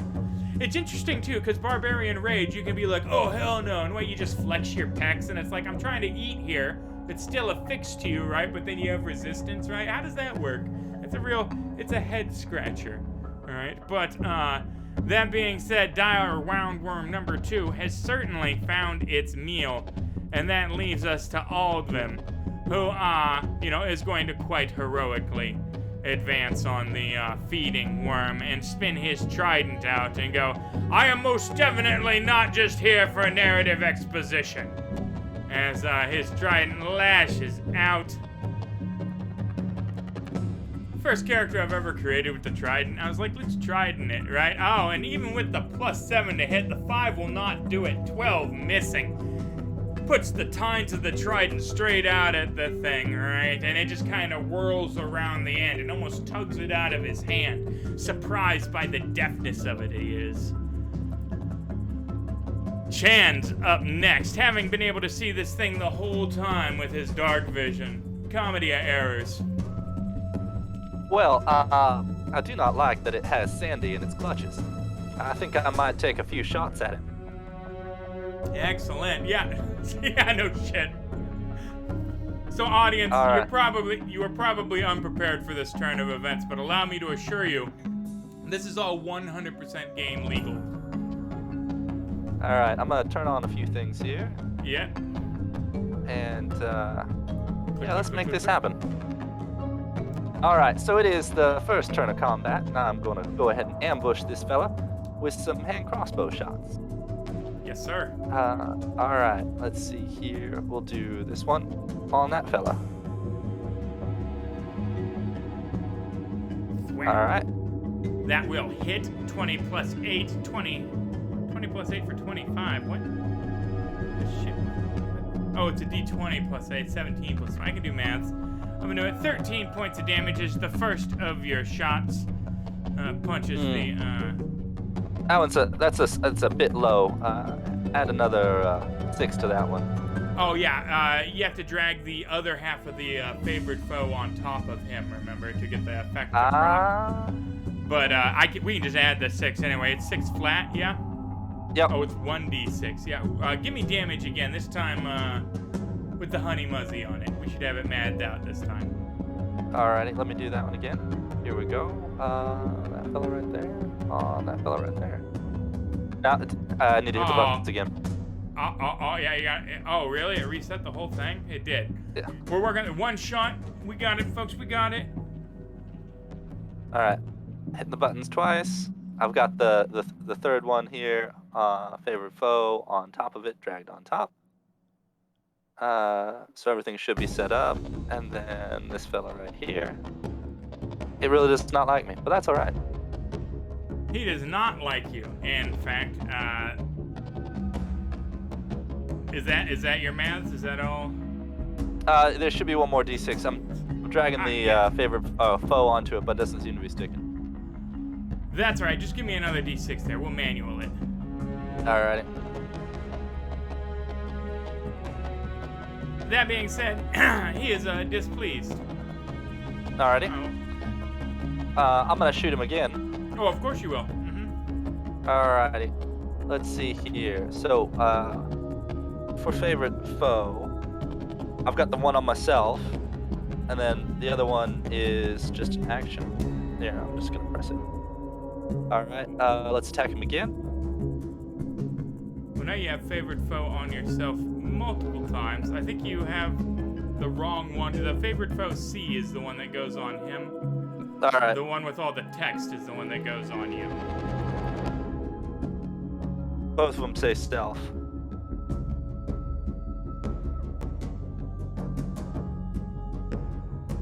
Anyway. Alright, so does that second attack hit? Yes. Yes, it definitely does. A 26 will definitely hit. Alright, then we've got this guy right here. Oh, there it goes. Now it's on. Excellent. And then I'll go ahead and attack him for the third time. Yes. Yes. Alright. Hits. There we go. Hits. Go ahead and add another 6 on top of that one. Right. And then one more time, just because it's the first round, we'll attack him that fourth time. Yeah, why not? Wow. Yeah. All right. And That one will miss. All right. So just 3 hits this time. Just 3 hits, that's all. 3 hits. The dire roundworm that had its, claspers latched onto Sandy, as Chan so eloquently has named him, is suddenly bristling with a forest of crossbow bolts. Right? And Of crossbow bolts. went from being nonplussed, right? Not having an issue, in fact, with the damage, to now barely being able to stay clasped on to Sandy. And it turns out if you have crossbow expert and you can ignore reload, right, and then you stack a bunch of Gloomstalker stuff up, that you can attack infinity times a turn. For infinity, what they did was they said, nobody likes Ranger, let's fix Ranger. And then, well, they fixed Ranger. They fixed Ranger. But dire roundworm number 1 isn't going to stand for that kind of mistreatment of his ally, right? Certainly not. And is going to advance on, poor Maru here, who, is going to unfortunately feel his wraths. Mooey, no! Yeah, Mooey's gonna get it. And as we have established here, right, he's got the multi-attack with the 2 whip attacks and the 1 mouthy attack. He's going to attempt to spend all 3 of them to take bites out of our silent ninja accomplice. The first one, 15 plus 7 for a 22, will definitely do so. Mooey, unfortunately, also belonging to the school of thought that armor is kinda 2d8 plus 4 bludgeoning as the whip lashes out. Oh, jeez. Oh. Wow. 17 points of damage. The first one, I mean, man, what's that? Splitting your ass from key kettle? You have a new orifice in between your butthole and your balls. You have it really, man, it like impales you at 17 points of damage and lifts you up a little bit. Oh, hello! Right? I mean, that was, As the second one, plus 7, comes lashing out. I silently freak out. Right, I silently freak out as, oh man, just barely 16 misses. I imagine Cringe putting in some hard work and deflecting the second tentacle attack. But will it also be able to rebound in time to stop the mouth from finding purchase in you have like a little target tattooed right on, it's right there. No armor. Oh, the forehead one. Is he gonna go for the dome? Let's see. He is not gonna go for the dome, but a 16 plus 7 for 23 is definitely going to allow that clasper to grab onto you. 2d10 plus 4 and grappled. For, oh my god, 21 points of damage. Mooey, somebody help Mooey. It's a good thing there's some Deus Ex Machina baked into this, because otherwise I would be seriously concerned for this whole ish right now. We got this. Fix you. Fantasy Grounds, it remembers you, Rusty. It's like, wait, is this Jonas Porter? Give me a second. Let me at him. This guy. Let me at him. Yeah.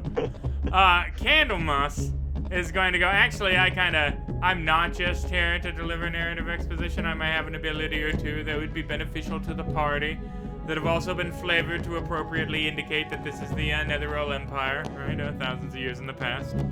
Assuming I could open the Actions tab of my character sheet.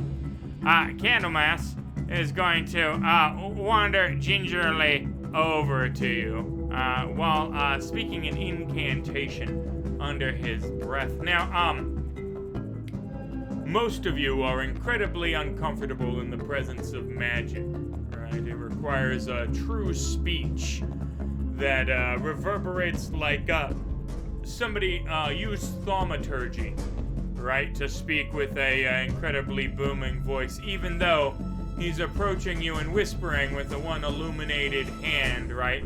The sound forces its way into your ears and mind, right? He raises his hand and says, God, I really, I didn't expect to have to do this already, as he, says, by Saloon's grace, right? And for a moment, the interior of the place is daylight as his palm lights up and he graces against the back of Maru's, upper neck there. The creature latched onto him seems to recoil for a second as the wounds begin to stitch shut. And he's like, damn, I expected it to do slightly more than that. But there you go. There you go, Maru. He's healed you with some Saloon's grace, Feel as though those efforts were pedestrian. He's kind of the Wayland Lutani agent of the thing. He's supposed to be nominally helpful. But that being said, knowledge not really gonna help. He's not gonna, bless the strike's not gonna do it. He's not gonna blow his load yet, so that's it. And oh my goodness, everybody, give me a DC 10. Strength saving throw for the long. I forgot. Should we get advantage if we're grappled by something? Yeah, both of you guys that are grappled actually don't have to give me a roll at all because the worms are unaffected by the lung, it being their native terrain, so. Hooray. I meant to do that. Yeah, no, excellent. Yeah, that was the plan all along. Everybody manages to stay here. Exhalation. Pushing it up the bronchial tubes. Coming back on the inhalation here. On the DC, or on the 20 on the initiative step. Anton at 22. It'll be Chan's turn when we're going to need that next DC 10 coming up here. Anton advances on the severely wounded dire roundworm. Yes, I advance on it and I look around and I say, well, as I pull out my blade to cut this thing down, it's the breath of fresh air to cut something that won't scream so much like a kid will. Oh no. Referencing the child murder though? That's why you rolled a 1. That's why you referenced the child murder. Yeah, alright, well, I'm gonna fortunately have my second attack to make up for it, hopefully. You do, and a 19 plus 10 for 29 will definitely more than make up for that automatic miss. Alright. Ooh. 17 points of damage from the Widowmaker, lashing out at the dire worm, splitting it open so severely that it releases itself from Sandrew, turns to look at you as though it's going to try and bite you as well, and with one last final effort, just kind of flops on your shoulder and slides down your chest, dead. One of the parasitic roundworms has been defeated. One remains.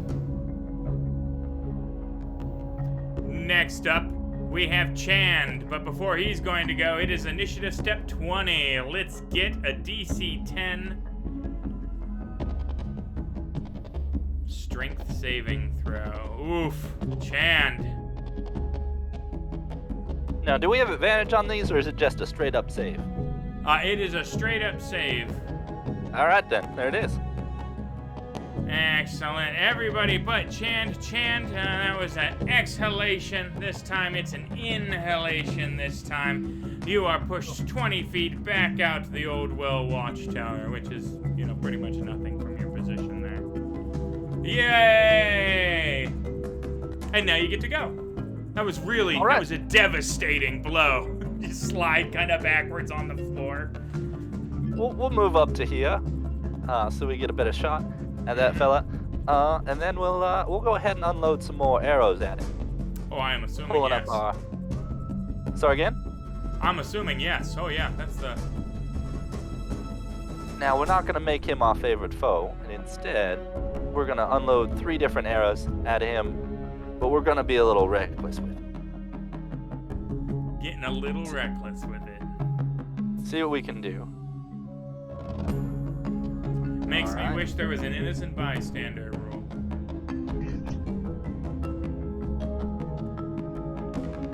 That first one's gonna hit. That's a 13 plus 3 for 16. And we'll do it. All right. power shot ringing out there. 22 points of damage. The crossbow bolt enters one side of the roundworm and exits the other side. The inside, of course, being arrow side, and then the exit wound, of course, being more basketball sized. We'll do that again. Standing bolt. Yeah, another power shot. Lashing out, feeling good about taking that +8 down to a +3 on the modifier tip up. And that's what you get for being cocky. Second arrow just flying into the wall. Plung. We'll do it one more time. Of course. And No, we'll see, let that like- be it. There you go.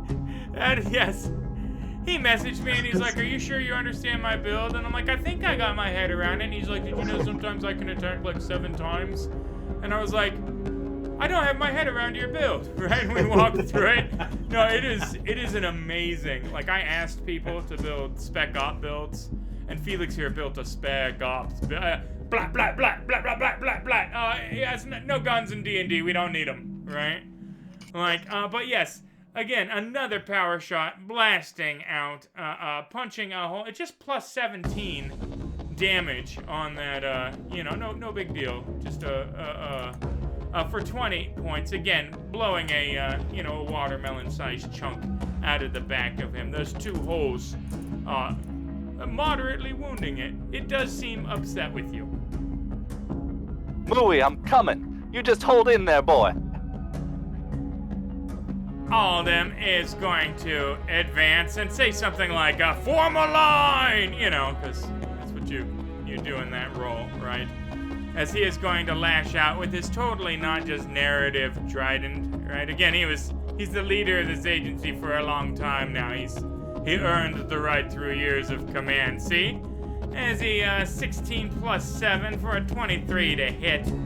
Spinning the trident in a loop around his head all dramatically and like plunging it into the foot of the roundworm in an attempt to pin it into position. His 9 points of damage echoing throughout the annals of history. As it's Sandrew's turn. I whirl my cape around, spinning my blade overhead. And as I prepare to strike a killing blow, say at first I didn't like the idea of battling parasites. And then as I stabbed down, but then they became attached to me. And then I stab into it. Oh, it's so good. Oh, Up to 3 inspiration now, though. I mean, come on. There we go. Found it. I told you guys I was rewarding ludicrous catchphrases. I meant it. Come on. No. Ah, ludicrous I'll spend that catchphrase does inspiration. not help. Yeah, spend that inspiration. I had to use that catchphrase to gain it, you might as well spend it. There we go. gain it. 18 + 7 for 25 will definitely do better than that 12. Excellent. Yeah, 8 points of damage. Roundworm now, feeling pretty shitty. Still, however, latched on to Maru. Candlemas is up, and, he's outside of his depth here. He's a researcher guy. He walked up, he did the heal that he normally does, It works great at parties if you have a migraine, right? Candlemas is your guy, right? In fact, if you're on any of the floating cities, that kind of ability to do magic is awesome. When you're inside of a Tarrasque that's literally dissolving everybody while trying to exhale them simultaneously, he is starting to realize the gravity of the situation and will just take a step back, kind of flustered at his inability. get your hands dirty, Candleass. Ooh, Candleass. Ooh.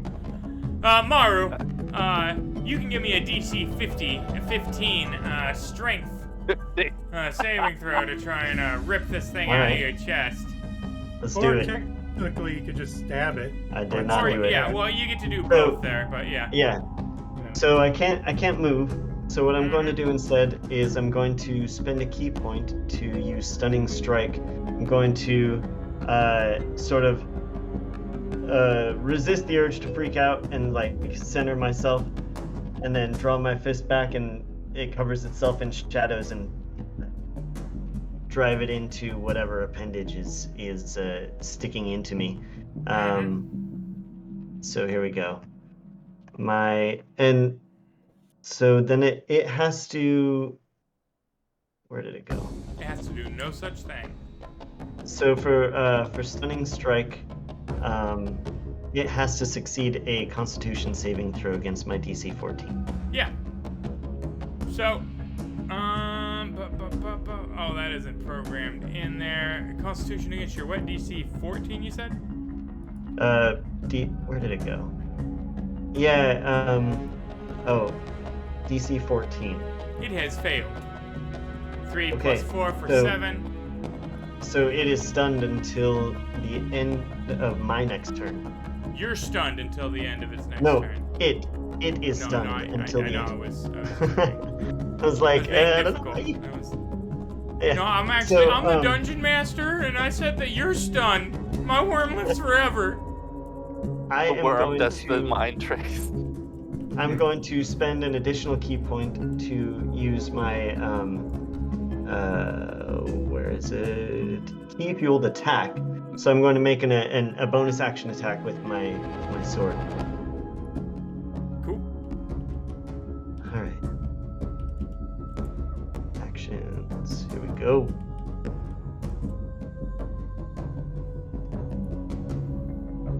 Oh, seriously? Wow. Oh. Yeah, that one That was isn't going cringe. to... Yeah, that was That cringe. was so cringe. The fact So is, cringe. you haven't actually drawn blood yet with cringe, so technically if you don't kill this dire roundworm, according to your backstory, you have to just carry it out the whole time. It's gonna be just- rough. It's a mark of shame, really. Right. But, that is a whiff, thusly ending your bonus action attempts to, bonus badass. What hasn't ended, however, is the dire roundworm's desire to continue emergulating you. It does have its grasper in you, thus not being able to attack with it again, and it is an effect that procs every round. According to, I think it should be. I think once it has its teeth, it's eating you. The book didn't say it, so you know what? I'm gonna let it fly. Especially since you're kind of catching a whole ass whooping right now. So. Thanks, book. Appreciate it. Yeah, plus 7 to attack on the first of the 2 whip attacks. As a 14 plus 7 for 21 is still gonna do it to you. Again, maybe rethink the armor guy. I know it looks cool. Helmets, though, if you're riding a motorcycle, if you're fighting dire roundworms, you know. Yeah. Shields up, boys. As 14 points of damage to the dire roundworm, because I clicked it over him, which of course means that's canon, right? I redirected its attack and it Right. attacked itself. As unfortunately, we have long since discovered I can just re-drag damage over the right people, bringing Maru down to precariously low health, 48 out of 51 hit points taken at this point, with 1 whip tack remaining. My God, is the very first room rough. going to be the end of the legend of Hostagem Marumeru? Quite possibly. Oh, snap. look, 20 plus, or 16 plus 7 for 23. 2d8 plus 4 bludgeoning coming out to end this boy's whole career right now. Oh my God, and he even rolls terribly. A 2 and a 1 on the 2d8, but with the plus 4, it's 7. Exceeding Mara's hit points and causing him to collapse. I only Bleeding had out. like 5 hit points left. Oh yeah, no, you were infatuated. With that, though, the dire roundworm is going to release its bite. As it's unconscious, it releases its bite, freeing that attack up then. Ah, God. What a terrible situation as it attempts to bite Sandra. We're just going to TPK this lung. The Tenebris core? Nah, bruh. That's not That's not how we roll. It was just a fever dream. Rhyfe's gonna wake up and he's gonna be like, that was weird. Who was ever why would I think I was ever in a Tarrasque, right? We're just gonna have to explain this one away with the hand waves. Alright, Clasper, +7 to attack Sandrew, being closest to purchase. But misses. Perhaps being deflected away or just, having freshly unleashed, not really having time to triangulate with its blind sight to the next target. The Huge Manatees, as we enter our 5th round here. So if we do TPK here, we come back and we try again, but instead of a giant Trask, it's a giant Flumph. Oh yeah, no, it's a Flumph next time for sure. And we'll Underdark out all the parasites. They'll all be purple instead of pink, right? But Aldem's going to go first. He's going to go 7 hells, right? Because he sees that his man is down. And he is going to attempt to throw the trident at the dire roundworm because that, it's more badass that way, right? And he hits the dire roundworm with the trident thrown through the air. As he does, he goes, oh shit, this is kind of Aquaman-y, isn't it? Then he realizes the futility of it as it deals with what seems to be his pretty bog standard 9 points of damage. And leaves him, now trident-less, right? You throw the trident, you know what you don't have in your hand anymore? A trident, alright? That's rough. But, Chan's up next, and, if I know anything about Chan, I think he is going to just drop his crossbow and say, I give up, and leave right now, because there's nothing he could possibly do in the face of this dire roundworm. Oh, Doc is... mortally wounded dire roundworm. He looks at the prone form of Mui on the ground, and he, notches another arrow, and it says, this one's for Mui. And his sawed off. We're gonna take careful aim. It's a bolt, sir, not an arrow. Oh yeah, it's a bolt actually. We're gonna have to take an inspiration from you. Sorry. It's a sawed-off crossbow. It can use arrows. It's been modified. It's been modified. All right. Let's see what we got here. Attack number 1. Yeah, 17 plus 8 for 25 will definitely do it. For the 12 points of damage to dire roundworm number 1. It is certainly, it's sputtering. There's goo coming out of spots it didn't even have. All right, we'll do it again. Yeah, you're gonna hit with that 13 plus 8 for a 21. And yeah, that will do it, certainly. This last one goes right down its gullet. It kind of turns at you and makes a noise. Oh, fuck no. Thwap. All right? Hits it through its head, right? Its skitters kind of rise from, like, the shock to its nervous system. And then falls, very much so dead. So I'll run over with my move over to Mui and just immediately put pressure on his gaping chest wound. And it's like, I'll look at him and, I'll be like, you should have never let that thing try and worm its way into your heart. Oh, shit.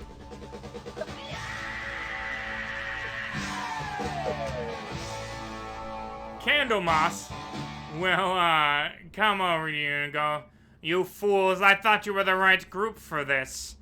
And he'll begin again. His hand will begin to light up again, as though with the light taken from Mistril's emblem, right? And he'll be speaking again. This time, now, do any of you speak deep speech? Yes, you recognize in the words that hurt your ears as they echo far too loudly throughout the confines of the slowly expanding lung, right? The words for pity, right? Saloon, and restoration, right? But all spoken in something jarringly similar to deep speech, at least as so far as your non-magical ears are capable of interpreting the words, right? And he will become stabilized. Aw, yay, aw. Yay, he can't bleed out now. Yay.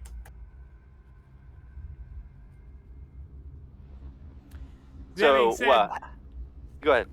DC 10 strength roll, guys. His lung's still going, ain't it? Yeah. Mm-hmm. Uh-oh, is one of us currently unconscious, though stabilized? That's going to make it really I don't get to hard. make it. I think it's an autofail. Yeah, there Yeah, no, you're just going to go tumbling out. No, I've got my boy. I'm holding the Oh, wound. that's true. You were He's doing going chest anywhere. compressions. So how about this? Why don't you give me your roll with disadvantage then? And if you can hold it, you can hold both of you.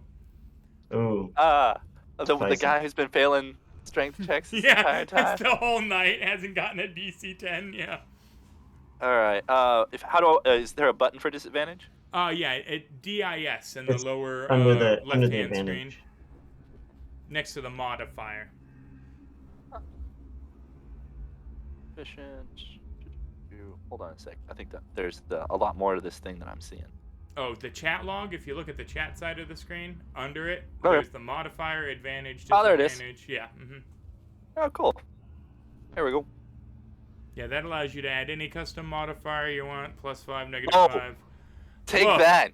Power of That friendship. will do it. Yeah, no, it was the Wow. power of friendship. You brace yourself like holding him close against the torrent of wind rushing past, and your like gesture of shared humanity, right, makes you aerodynamic enough to weather the influx of air. Everybody else succeeded, meaning we'll have another round and initiative steps to get through when we come back through our 10-minute break to see if we can stabilize this dude, get him up, and then get maybe the fuck out of a lung that is constantly trying to kill everybody. Who knows? But that will happen when we come back. If you like what you've seen so far, guys, man, you know what you could do? You could follow the channel. We love it when people follow the channel. It literally, every time it happens, you could cut glass with my nipples. Right? If you already follow the channel and you're like, man, you know what I'd like to do? I'd like to do a little more. Right? Well, then you could subscribe to the channel. That's right. You could give me $2.50 a month to help continue doing this kind of ornate, badass nerdery, right? And support independent improv with dice, right? Let's say that you're a poor. You're like, you know, I already spend all my money on sundries, right? We live in these strange and unusual times. Why I have to spend it on Amazon Prime to get things shipped to me, so I don't have to go out to, interact with the plague people. What if I told you that with your already extant Amazon Prime, you could support the channel for free? You could just use that Amazon Prime and subscribe with Prime, and that's essentially taking the frogwa out of Jeff Bezos' mouth, right? He's sitting there with his own stable of fattened geese, and he's like, I'm going to have to get rid of these now because all of these people keep taking parts of my Amazon Prime subscriptions and supporting lore. How am I supposed to eat frog raw on a dick rocket if they keep taking from my mouth? I only have so many billions, and you could be part of that resistance by subscribing with Amazon Prime. So mull that over, right, while we go to break. Now I'm saying, maybe you're pro Jeff Bezos eating fattened duck livers, right, on a dick rocket in space. And if that's your position, we're not here to tell you can't have it.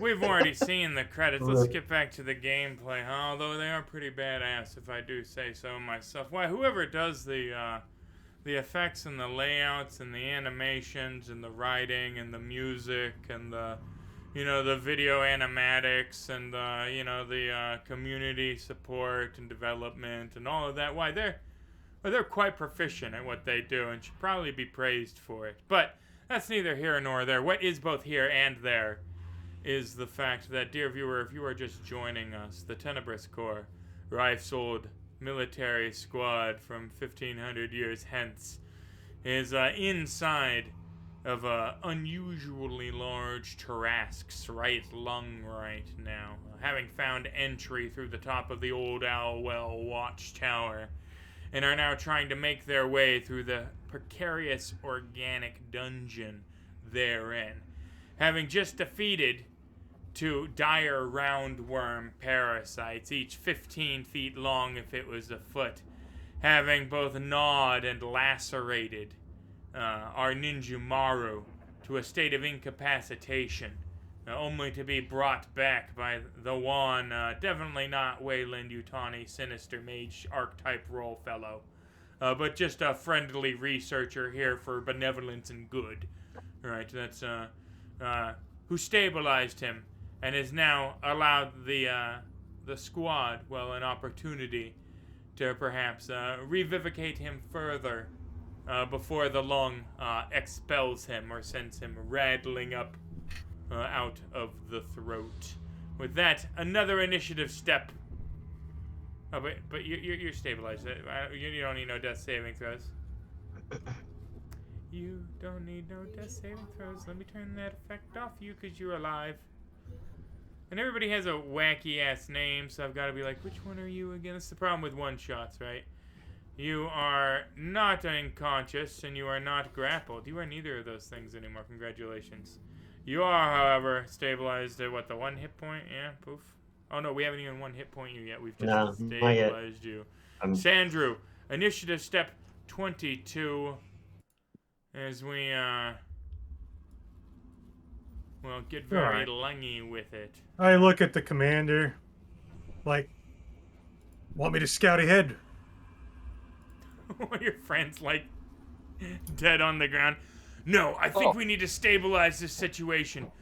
Set up a recon point at one of the entrances. We want to be aware if any of these parasites are going to be coming back through here.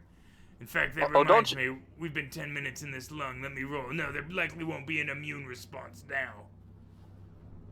All right, I'm going to move forward and then brace myself. Right here where I'm at, I'm taking one of my axes and burying it in so people can grab onto it. And I'm uncoiling chain off of my arm as I move forward and brace myself right here with another axe and chain buried in. So you're using both of your hand axes then like pitons, right? Trailing the train from one of them off to people tie off to. That'll give everybody definitely advantage on any upcoming strength checks until you guys manage to find your way outside of the lung. Indeed, Sandy, as it's been put, as you get up on the north orifice leading out of the lung, the air that travels through here has the drier cast about it, as though it's coming from the exterior in, as opposed to deeper in the body, which has a more moist and rancid smell to the humidity. But that is your movement, and that leaves Chand up. Doc. Well, don't you worry about Mooey here. I got him covered. I'm gonna give him one of these go-go pills. He'll be up and running in no time, faster than he was before. Factual. And I'll pop one of our Rhyfe-flavored berries underneath his mask, and I'll just do that little thing like, nope, swallow. I'll just rub his Adam's apple a little bit. Be like, no, it's gonna be all right. Indeed, you get a little tablet. It gives you exactly the 1 hit point you need to regain consciousness. Hey there, fella. Welcome back. We missed you. And immediately upon regaining consciousness, I just start signing like mad to Doc, and then relax. Whoa. Slow down there, fella. You were dreaming. We were back on the ship, but you were the captain. All right. And you were dying, and then dying again, and then you kept dying. Oh, this is getting dark. Well, that last part was damn near true, says Alvhost. You know you're the captain, and I respect you for that. This boy's been through a lot. He says that he's losing a bit of himself every time that he dies, and I think it's true. There might be something to it. Maybe a mental wizard fella back there, Candlebridges? Whatever. Might know something about it. But I'm going to take this boy here, and we're going to work our way up the chain until he's back up on the feet. Now, you come with me now. And I'll carry him over. Kind of dragging him up towards the northern entrance. Excellent. Indeed, 1 hit point is some hit points. Alright, everybody should remember that they have the basic first aid kit, and that indeed Doc has an advanced first aid kit in the form of those Congenio pebbles we can spend to heal as well. But Candlemas is going to go ahead and take another stab at healing, just blowing through spell slots. As he says, well, it's not really how that works. There's this whole wind system at this time of magic. A god has to die to create the new system of magic, but you all couldn't know that yet. I know you're making some sort of mojo jojo with your Underdark speak, so why don't you just talk like normal folk? That's not how magic works. Uh-huh. I can I'll actually see that. agree with him on that. We all come from a flying city. What you're doing isn't impressive. That city is powered by a fool's trinket. It's a mummer's farce of magic. I channel Yeah. divinity.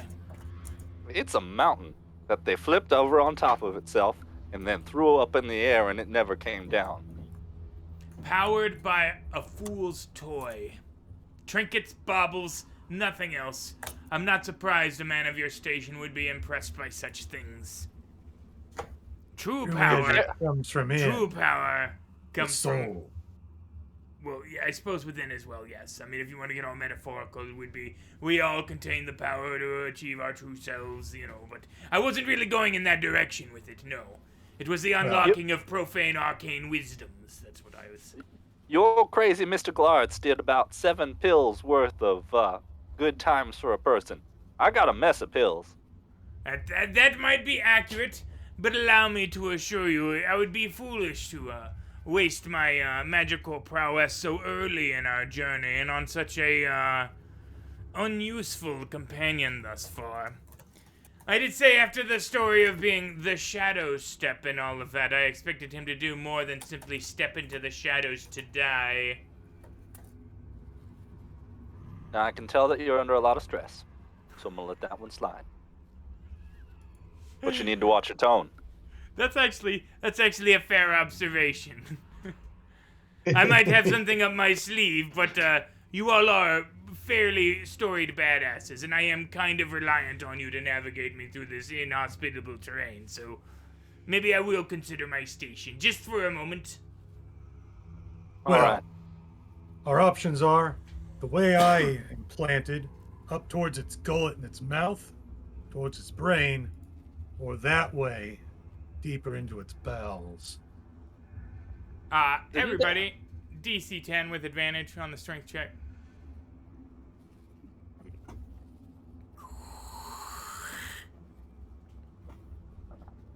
Big inhalation of breath. Everybody is awesome. Anton, how did Not awesome. that happen? I mean, Did you roll double ones? yeah, he dropped a 1 to pick up a 1 on that with advantage there. Yeah, for a 9 total. Literally the only way Anton is capable of failing. Anton, you are shoved 20 feet backwards towards the, the entrance. It's an inhalation, so old Owl Well style.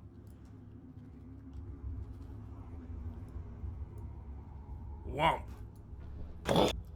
Almost enough to get you back in that acid damage territory from the interior of the watchtower. Still pouring with acid. Holy shit, it has been 6 rounds, actually. That reminds me, dynamic dungeon event. Alright. Do not like where this is going. The whole room teeters, right? There's been kind of this rhythmic motion this whole time, obviously, as the beast has been running, right? And that comes to a dead halt, right? Causing you all to lurch forward suddenly. There's an inhalation of breath and it's held, right? And suddenly, the Owl Watchtower slides out of the side of the beast.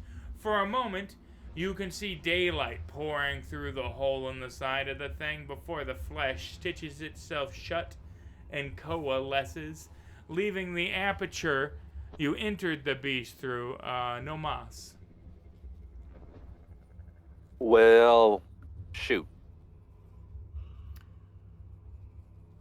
There is still a path of ingress, through the hole into the stomach, right? That wound has not closed. But the exit out, the outer layer of skin with the watchtower having been removed now, is closed shut. And it's likely that in a few more rounds, all of this will begin to stitch itself shut, as the Tarrasque can now magically heal itself without the, foreign object embedded in it. Hey, but you know what that also means? You can't be blown out the Tarrasque anymore, right? You can only out the throat hole now. Yay! But also, wasn't that how you guys were planning on exfiltrating from the... Oh. We'll figure it out. Yeah, it has several holes. Now, didn't they say that Susie What's-Her-Name got eaten? Should we head to the bowels, or maybe she got sequestered up in the brainular areas? Our host speaks up and he says, I think that it's going to be a hell of a climb up to the mouth. But if I was going to be anywhere in this thing, I would try and be up there. Everything below is like to get much less hospitable. All right, then. So, forward? Forward on initiative step, which is Anton just got blown back. Anton, please. Oh, what? I got skipped on that one. Oh, you did. Look at me. That's because he got moved, and then I gotta actually hit the down arrow. That'll actually tell me the initiative instead of me just guessing based off the last event I discussed. One of these days, I'll get that. So, the Dodecahedron of Wound Coalescence, is this an action or a bonus action to use? It is an action like a potion. Gotcha. I'm going to use it. Mm-hmm. Because I need it. Yeah, you just break it to dust, rub it on yourself. Oh, yeah, the spell power that was harnessed within the Chardidian stone there that was then formed into a little magical bauble, like a pocket spell, bursts, healing you for the 4d4 plus 4 for a mighty 13 points of healing, restoring you to about half health. Which could have sucked less. Hey, everybody, give me that 10 with advantage again. Yeah, because we're on the initiative step 10. Yeah. Mm-hmm. Everybody gets breathed out. No, nobody gets breathed out. Well, I say that. Chand with the 9. Oh no. Chand. Oh right. Oh no. Oh fuck. Really though. So Chand, you are not just going to be inhaled, right? But you are inhaled into the circulatory system, which is an issue in and of its own. It's a game changer, right? You're pulled up into the aorta of the thing, essentially.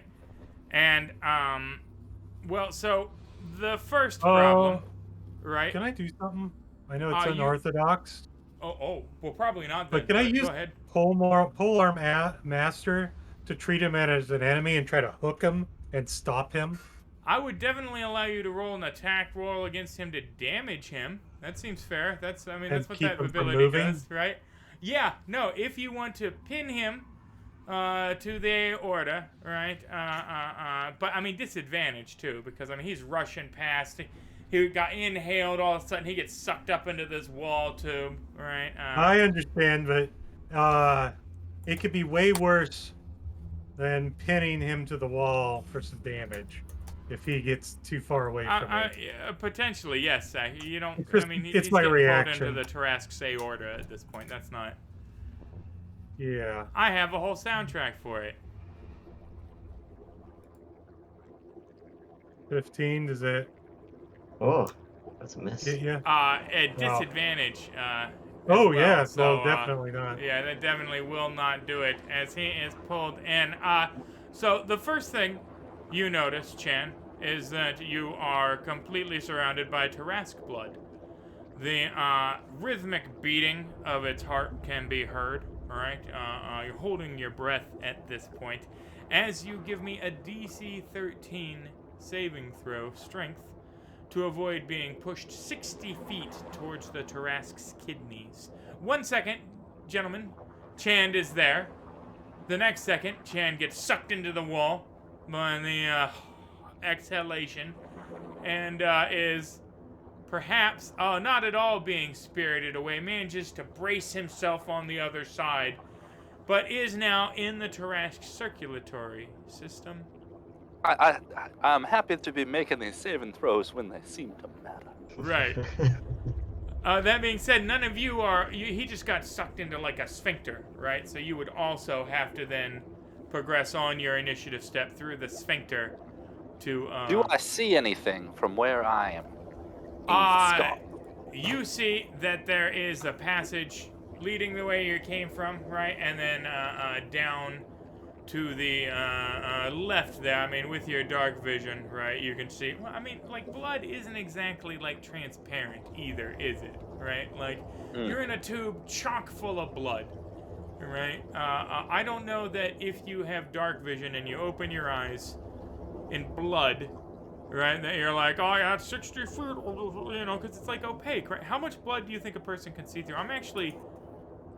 I'm curious. It's an interesting question because you can't really see like when you donate blood at the blood bank. You can't really see through the bag, right? Yeah. Like it's like. But I do have 10 feet of blind sight. Oh well, I mean, you can definitely in that case see that there's a 10-foot artery that way, and you can see the sphincter you came through. Right now, moving against the tide of the aorta, right, is extremely difficult terrain, right? 4 times the movement pace of normal as opposed to 2 times the movement pace. But you can, in fact, with another successful strength roll on your initiative step, claw your way out and then birth yourself out of the aorta sphincter and, you know, get air again, because that is also neat. But these rounds are, 10 seconds? You've got time on that. Anton. Go ahead. No, go ahead. No, please move on. Hoss, you moved, right, Morrow? Yep. I didn't move. I just healed myself. Well, but there you go. Yeah. I'll take a chance to move on up to here. Mm-hmm. I actually think I got skipped on my turn. I got pulled in, but didn't get a chance to do anything. You are correct there as well, because it was initiative step 20. Yeah. I'm the worst GM tonight. It's all these weird names. It's the weird dungeon. It's the sun's in my eyes. I'm upwind from the target. You know. Chance. So come up with such stupid names. It's so weird. Right. Well, now these are canon names taken literally out of the Netheril naming conventions in the 2nd edition books. So blame the 1980s.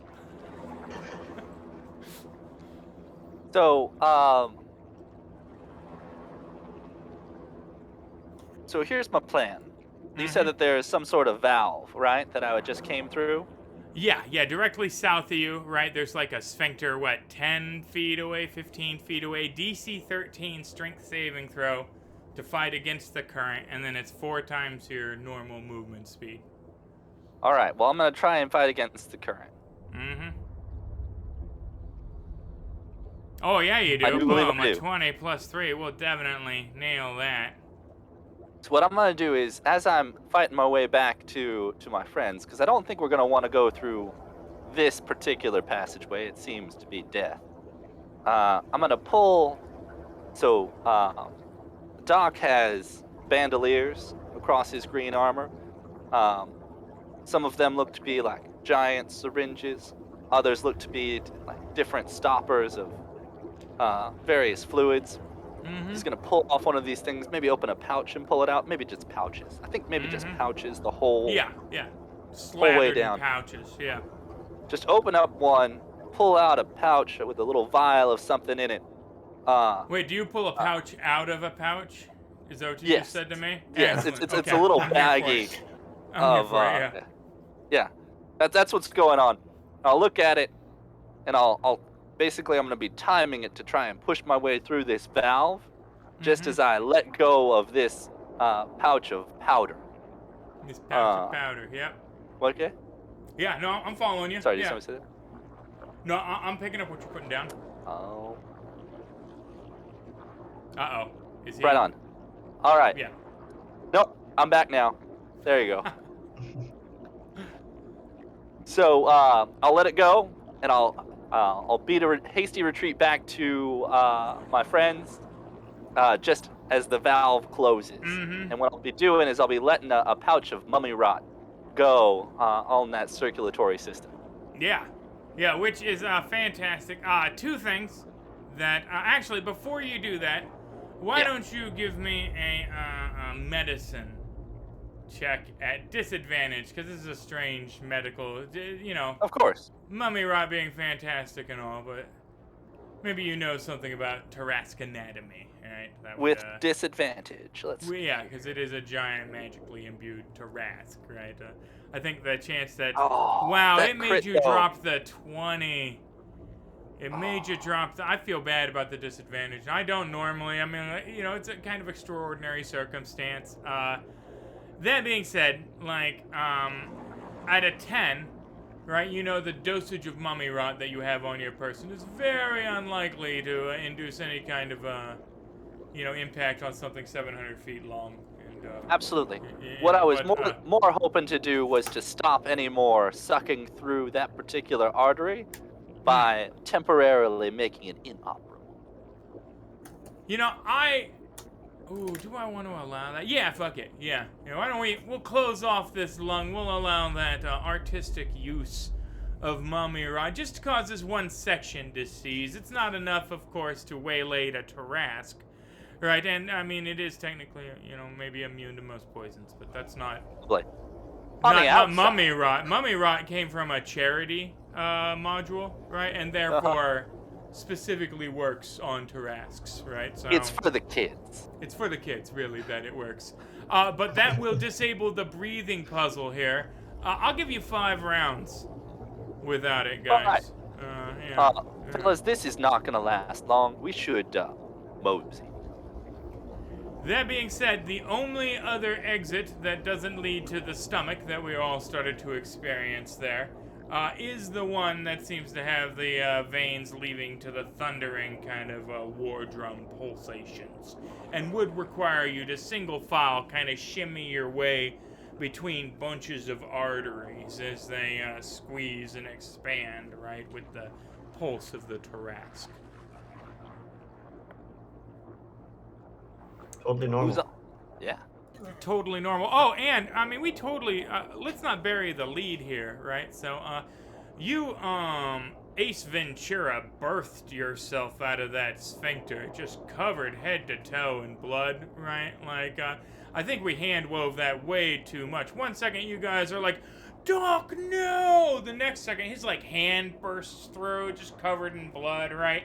He has to do this, like, peel-back sphincter thing. Like, it was the whole 9, right? You guys got him out there, and then he explains the scenario. We can't just, I was covered in blood and it's cool, right? No, you definitely birthed yourself from the Tarrasque artery to now be in the temporarily suspended lung.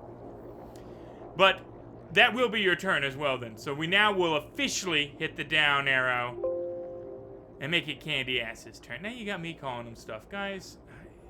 Wait, My own nefarious it's NPC. Anton's turn. Or Wait, no. how can it? No, it's not. It's happened? Candy Ass, Anton then hasn't had a turn host, in a while. and then Anton. You never get a turn again. I think you went back up in initiative, right? Or Yeah, so Candle had his turn, I had my turn, and then we went back to Chan's turn, and now it's Oh my Anton's goodness, guys! Don't make me keep track of things like I'm a professional at this. All right, Anton. You get blown 40 more feet out, just because at this point we're really trying to split the party anatomically.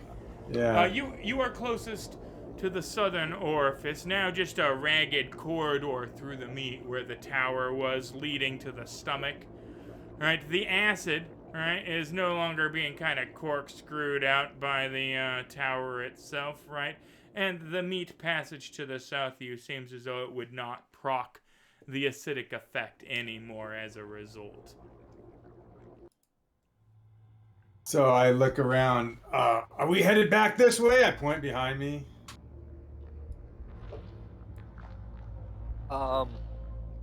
Maybe? I don't know. Don't go through there. It's just blood. Just blood. All right. Well, I guess I'll move up then, closer to my companions. Still pretty far away, but now at least I'm near Candlemas and Aldem. Again, you can hear the thundering pulse coming through the entrance that the people seem to be kind of coalescing around there to the northwest. All right, yeah. So I moved. I'm kind of trudging through this difficult, like long, not easy wearing beautiful black adamantine plate armor, but Oh, and my and hair's the getting a difficult little terrain is actually waylaid in here now too, because the lung isn't moving. It's been temporarily suspended, so like it's just mushy. It's not like it's the undulations of the living flesh that make it difficult terrain. That's been stopped currently, so we're good. Okay. Then I will actually I'll get up to my companions and kind of peek through this other opening a little bit.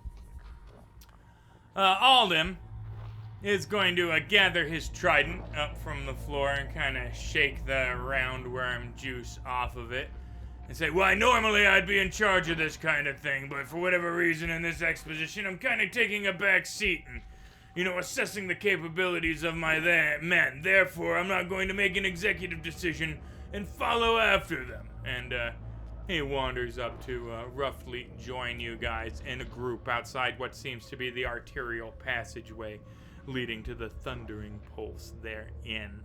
As we enter the next round, and Chand is up first this time, still dripping with the vitae of this massive Tarask. Lubricated. It's gonna make things easier when I'm trying to get through a tight passage. Have you guys ever been covered in blood? Like, it is sticky, right? It is, like, sticky to where, like, you don't want any part of your body to touch another part of your body. Your clothes become, like, wheat pasted to you. It's not a fun substance. You say that. I call it camouflage. It's true. That's true. All right. So what I'm going to do is I'm going to make my way down this passageway that we're all looking at. Let's see here. That's a little half of my movement right there. And then I'll move on out into this passageway here. Excellent. I see a lot of different ways to go. You do. You make your way to right here, we'll say, saving a little bit of your movement for the exposition. You watch in amazement as this massive muscular organ pounds and beats in rhythm. You seem to be in a chamber outside the heart. Strangely, it's a Tarask heart, so it has like an open top that you could just dive into at any point, right? Should you choose, right? Magical hearts, right? That's how they work, right? Unfortunately, this is the center of the Tarask circulatory system, and also definitely where the tide is moving the strongest, right? Procking the strongest strength roll, were you to, like bundle up and kind of pencil dive into the heart. Also, you can't help but notice, right, that there appear to be 5 exits leading from the heart, each one of them a different direction, and why certainly diving into such a torrent would randomize the path you were ejected out, right? All right, then. Well, I'd like to make a medicine check to try and figure out which one of these particular passageways would lead to the brain. Yeah, Go ahead and give me a just bog standard medicine check. Even though, again, Tarask anatomy. They replaced the medicine for the survival here on the tracking roll, so it's just straight med. A heart is a heart is a heart. Unfortunately, a 9 doesn't make me have a lot of heart for you as a dungeon master, and I'm going to say it's the blood in my eyes. It is. Well, yes. It's literally the blood in your eyes, and perhaps your uneagerness to kind of try your luck, right? Because it would probably take extraordinary circumstances to even be able to direct oneself. What creative roleplay scenarios, of course, would allow for some sort of Deus Ex Machina, perhaps. But outside of that, it would be a crapshoot, a literal roll of the dice. So you're saying an extreme circumstance, perhaps even a total eclipse of the heart? Ooh, I don't want to for that one. That's just referencing a song, right? And you already have 3 inspiration, it says, according to your character sheets. That was just for extra emphasis. But so you can report back with your remaining movement, since you didn't get all your movement there, that you would have to dive into the heart to make progress in that direction. I will inform my companions thusly. Excellent. With that, it is Aldhim's turn, who says, you know, I just said I wasn't going to make a bunch of command decisions, but maybe we shouldn't fucking do that. How about the stomach, then? You're the captain, Captain. I guess I have the guts to go there. Oh, shit. Bill, you're muted.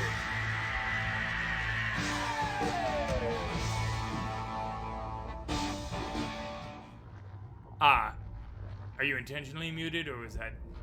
No, it's an accident. Excellent. Let me get Anton.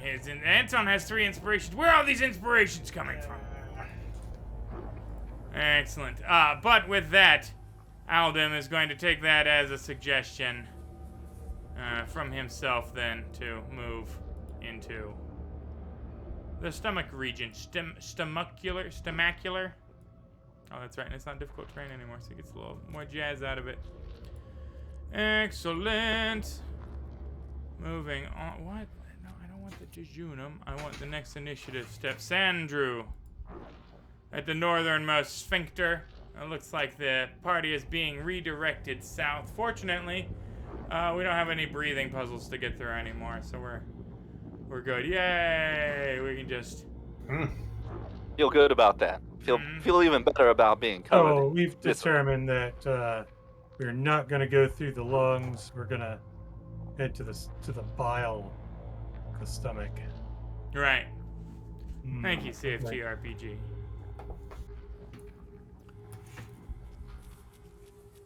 Excellent. Heading south back through the passage that the tower had rent in the bottom of the thoracic lung.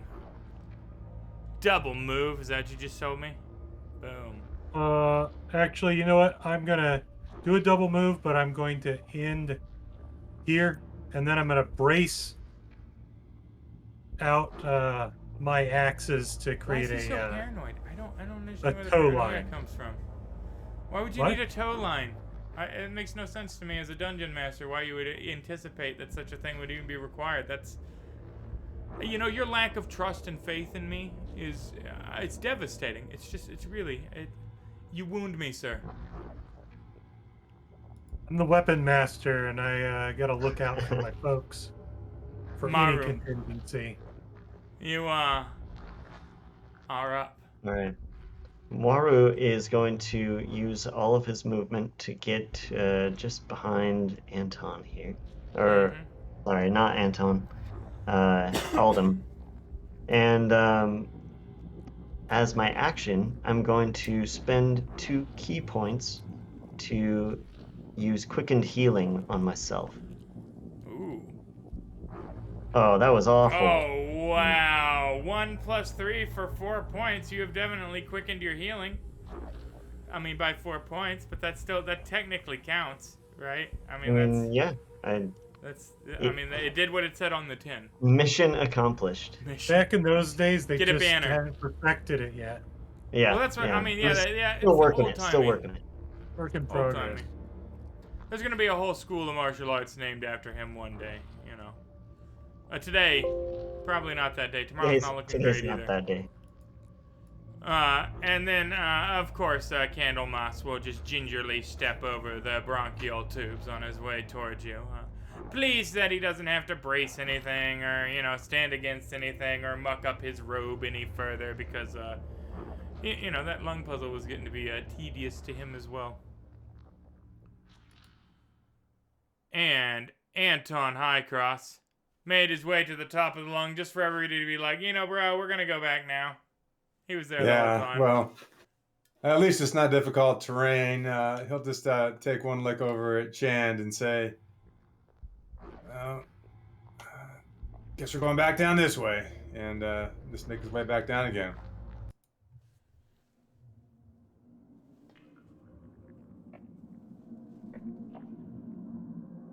and just kind of rejoin all his companions back to where it was.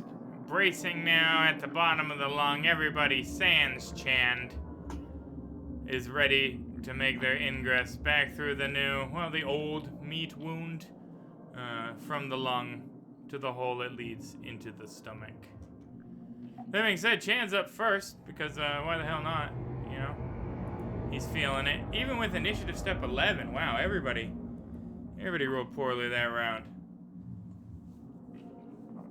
I'll wander on over to my companions.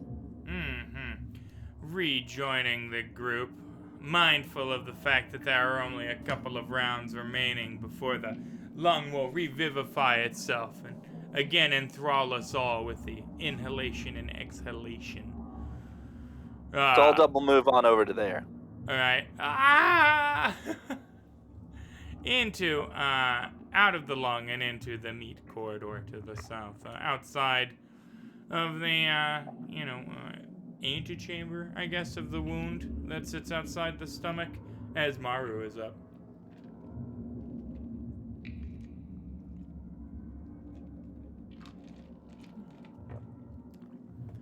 Maru is going to silently be muted, and we won't even be able to see his mouth move because he's wearing a mask, so he'll just seem really ninja-like. That's a sign. I was just trying to be extra quiet. Right, no, I mean, the roleplay was fierce AF there. He's a method actor. He is a method actor. Right, Exactly, yeah. I'm the one who hunts the prey. I'm not the prey. That's true, the shadow step. I'm the stalker. Okay, no, I'm not the stalker. We already have one of those. So, I'm going to move. Oh shoot, Chan doesn't have a light on, does he? Chan does not have a light on. I guess I will just betray my whole creed and activate my light. Wow, your light was inside you the whole time. Boof. Yes, congratulations. Okay. You can now see for the first time in the whole freaking dungeon. You edgelord ass edgelord. I turned on my heart light, if that matters. Right, the Care Bear stare. Yeah. 40, 45. Maru 50. very poorly describes himself entering. So you're right. I silently slide past everyone on my way as I flip on my light because I know I can't be waiting for these clowns. So I just very appreciatively, turn my Ioun Stone away from Doc because I know he's got that dark vision on. I don't want to blind him with my light, so I just like a little lantern there, and much obliged. And I move up ahead to where the where the entrance of the tower used to be. You can actually see that while the Tarrasque managed to extricate the entirety of the stone tower, the brass top of the minaret still remains lodged in there, forming a kind of antechamber on the outside of the entrance to the stomach. The interior of the dome is still mostly intact, probably owing to the fact that it was brass, right? Save for a large 10-foot diameter that you can see in the north wall. It's entirely coated in the acidic bile that's weeping from the Tarrasque's stomach. The acidic fluid trailing verdigris blue, deeply etched into the middle of the dome. It's slippery, and you can already feel the acidity prickling at your skin as your nose hairs curl in the caustic vapors of the air wafting from the hole to the stomach. Okay. I think that's. I don't know that there's anything I can do with my turn. Is there? So the top of the brass dome, does it have a hole in it that I can see through, or is it just sort of were you wedged to in there? peep through there, you could see that there's a hole right there. Oh, okay. So I'm looking at the dome. Yeah. Okay, gotcha. Were you to slide down into the dome, right? You'd be down in the dome. It's slippery. There's a pool of acid. There's a gameplay consideration. If you're in the meat tower outside of the brass dome, merely peering in, well, that would be a different situation entirely, would it not? Okay. I'm going to take my light and just sort of like make like you know signs on the Yeah, just yeah. so he can see sort of ahead, like so around that corner that I just turned around, that he can like know that I'm signaling him with the light. Right. Right, there does appear to be a whole ass stomach agape through the hole in the minaret where you just slide in there and, pursue the Right. path further. That being said, it's up to Sandrew now to pursue the path further. Still in the bottom of the lung, just outside the fleshy corridor that is, in fact, starting to slowly stitch itself shut from the skin layer on inward.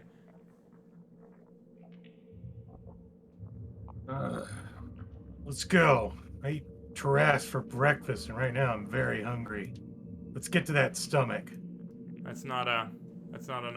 It wasn't there. I wasn't feeling it. It didn't sit in my heart of hearts. But good effort. I'm not gonna poo-poo the effort. I appreciate it, Now, if you were like, I've got a question. Let me ask you something. Right? Like that would've prompted it there. So right? I'm gonna swing around, holding on to the edge to swing around and look. Uh-huh. Like lean out with one hand, Yeah. one arm, and No, it's look pretty around. clear that anybody who were to end their turn in the dome, alright, would be subject to an end-of-term constitution roll to avoid acidic damage. But outside the dome, just kind of peering in, it looks like if everybody were to bunch up on this side and then to use their movement to get completely through it, that you could find a spot in the stomach that was not currently soaked in acid. This dome, wound, stomach lining, etc., etc. God in the machine. I'm getting tired of everyone overthinking things. Right, That's you not how are I the do barbarian things. of the group, right? Yes. But I slam into the top of the tower right on the inside of the door. One of my magic dwarven battle axes. I loosen the chain on it, and then right through that hole in the tower into the stomach, I'm gonna launch out one of my axes till it gets to the end of the chain and pull back so it whips around and lodges into the side of the stomach lining, somewhere inside, like on the wall. To what end? Because then I can create a line and I can climb out onto it, swing out into the stomach, and then other people can rope along my chain. Probably, honestly. It seems like a Spider-Man-esque level of utility is appropriate for the badassery at display. That being said, boy, I can't let you do that without some kind of roll, right? To try and hook some or unseen. acrobatics, or how about athletics?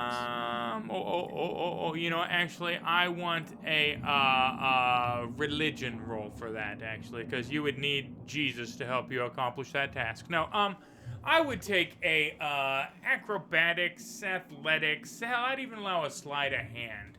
Any of those things could be. So I've seen these little apertures, like little sphincters, going probably into the intestines. So I think if we can just avoid dropping into the pit of stomach acid, and I can create a rope line across, we can get around and get through one of those apertures.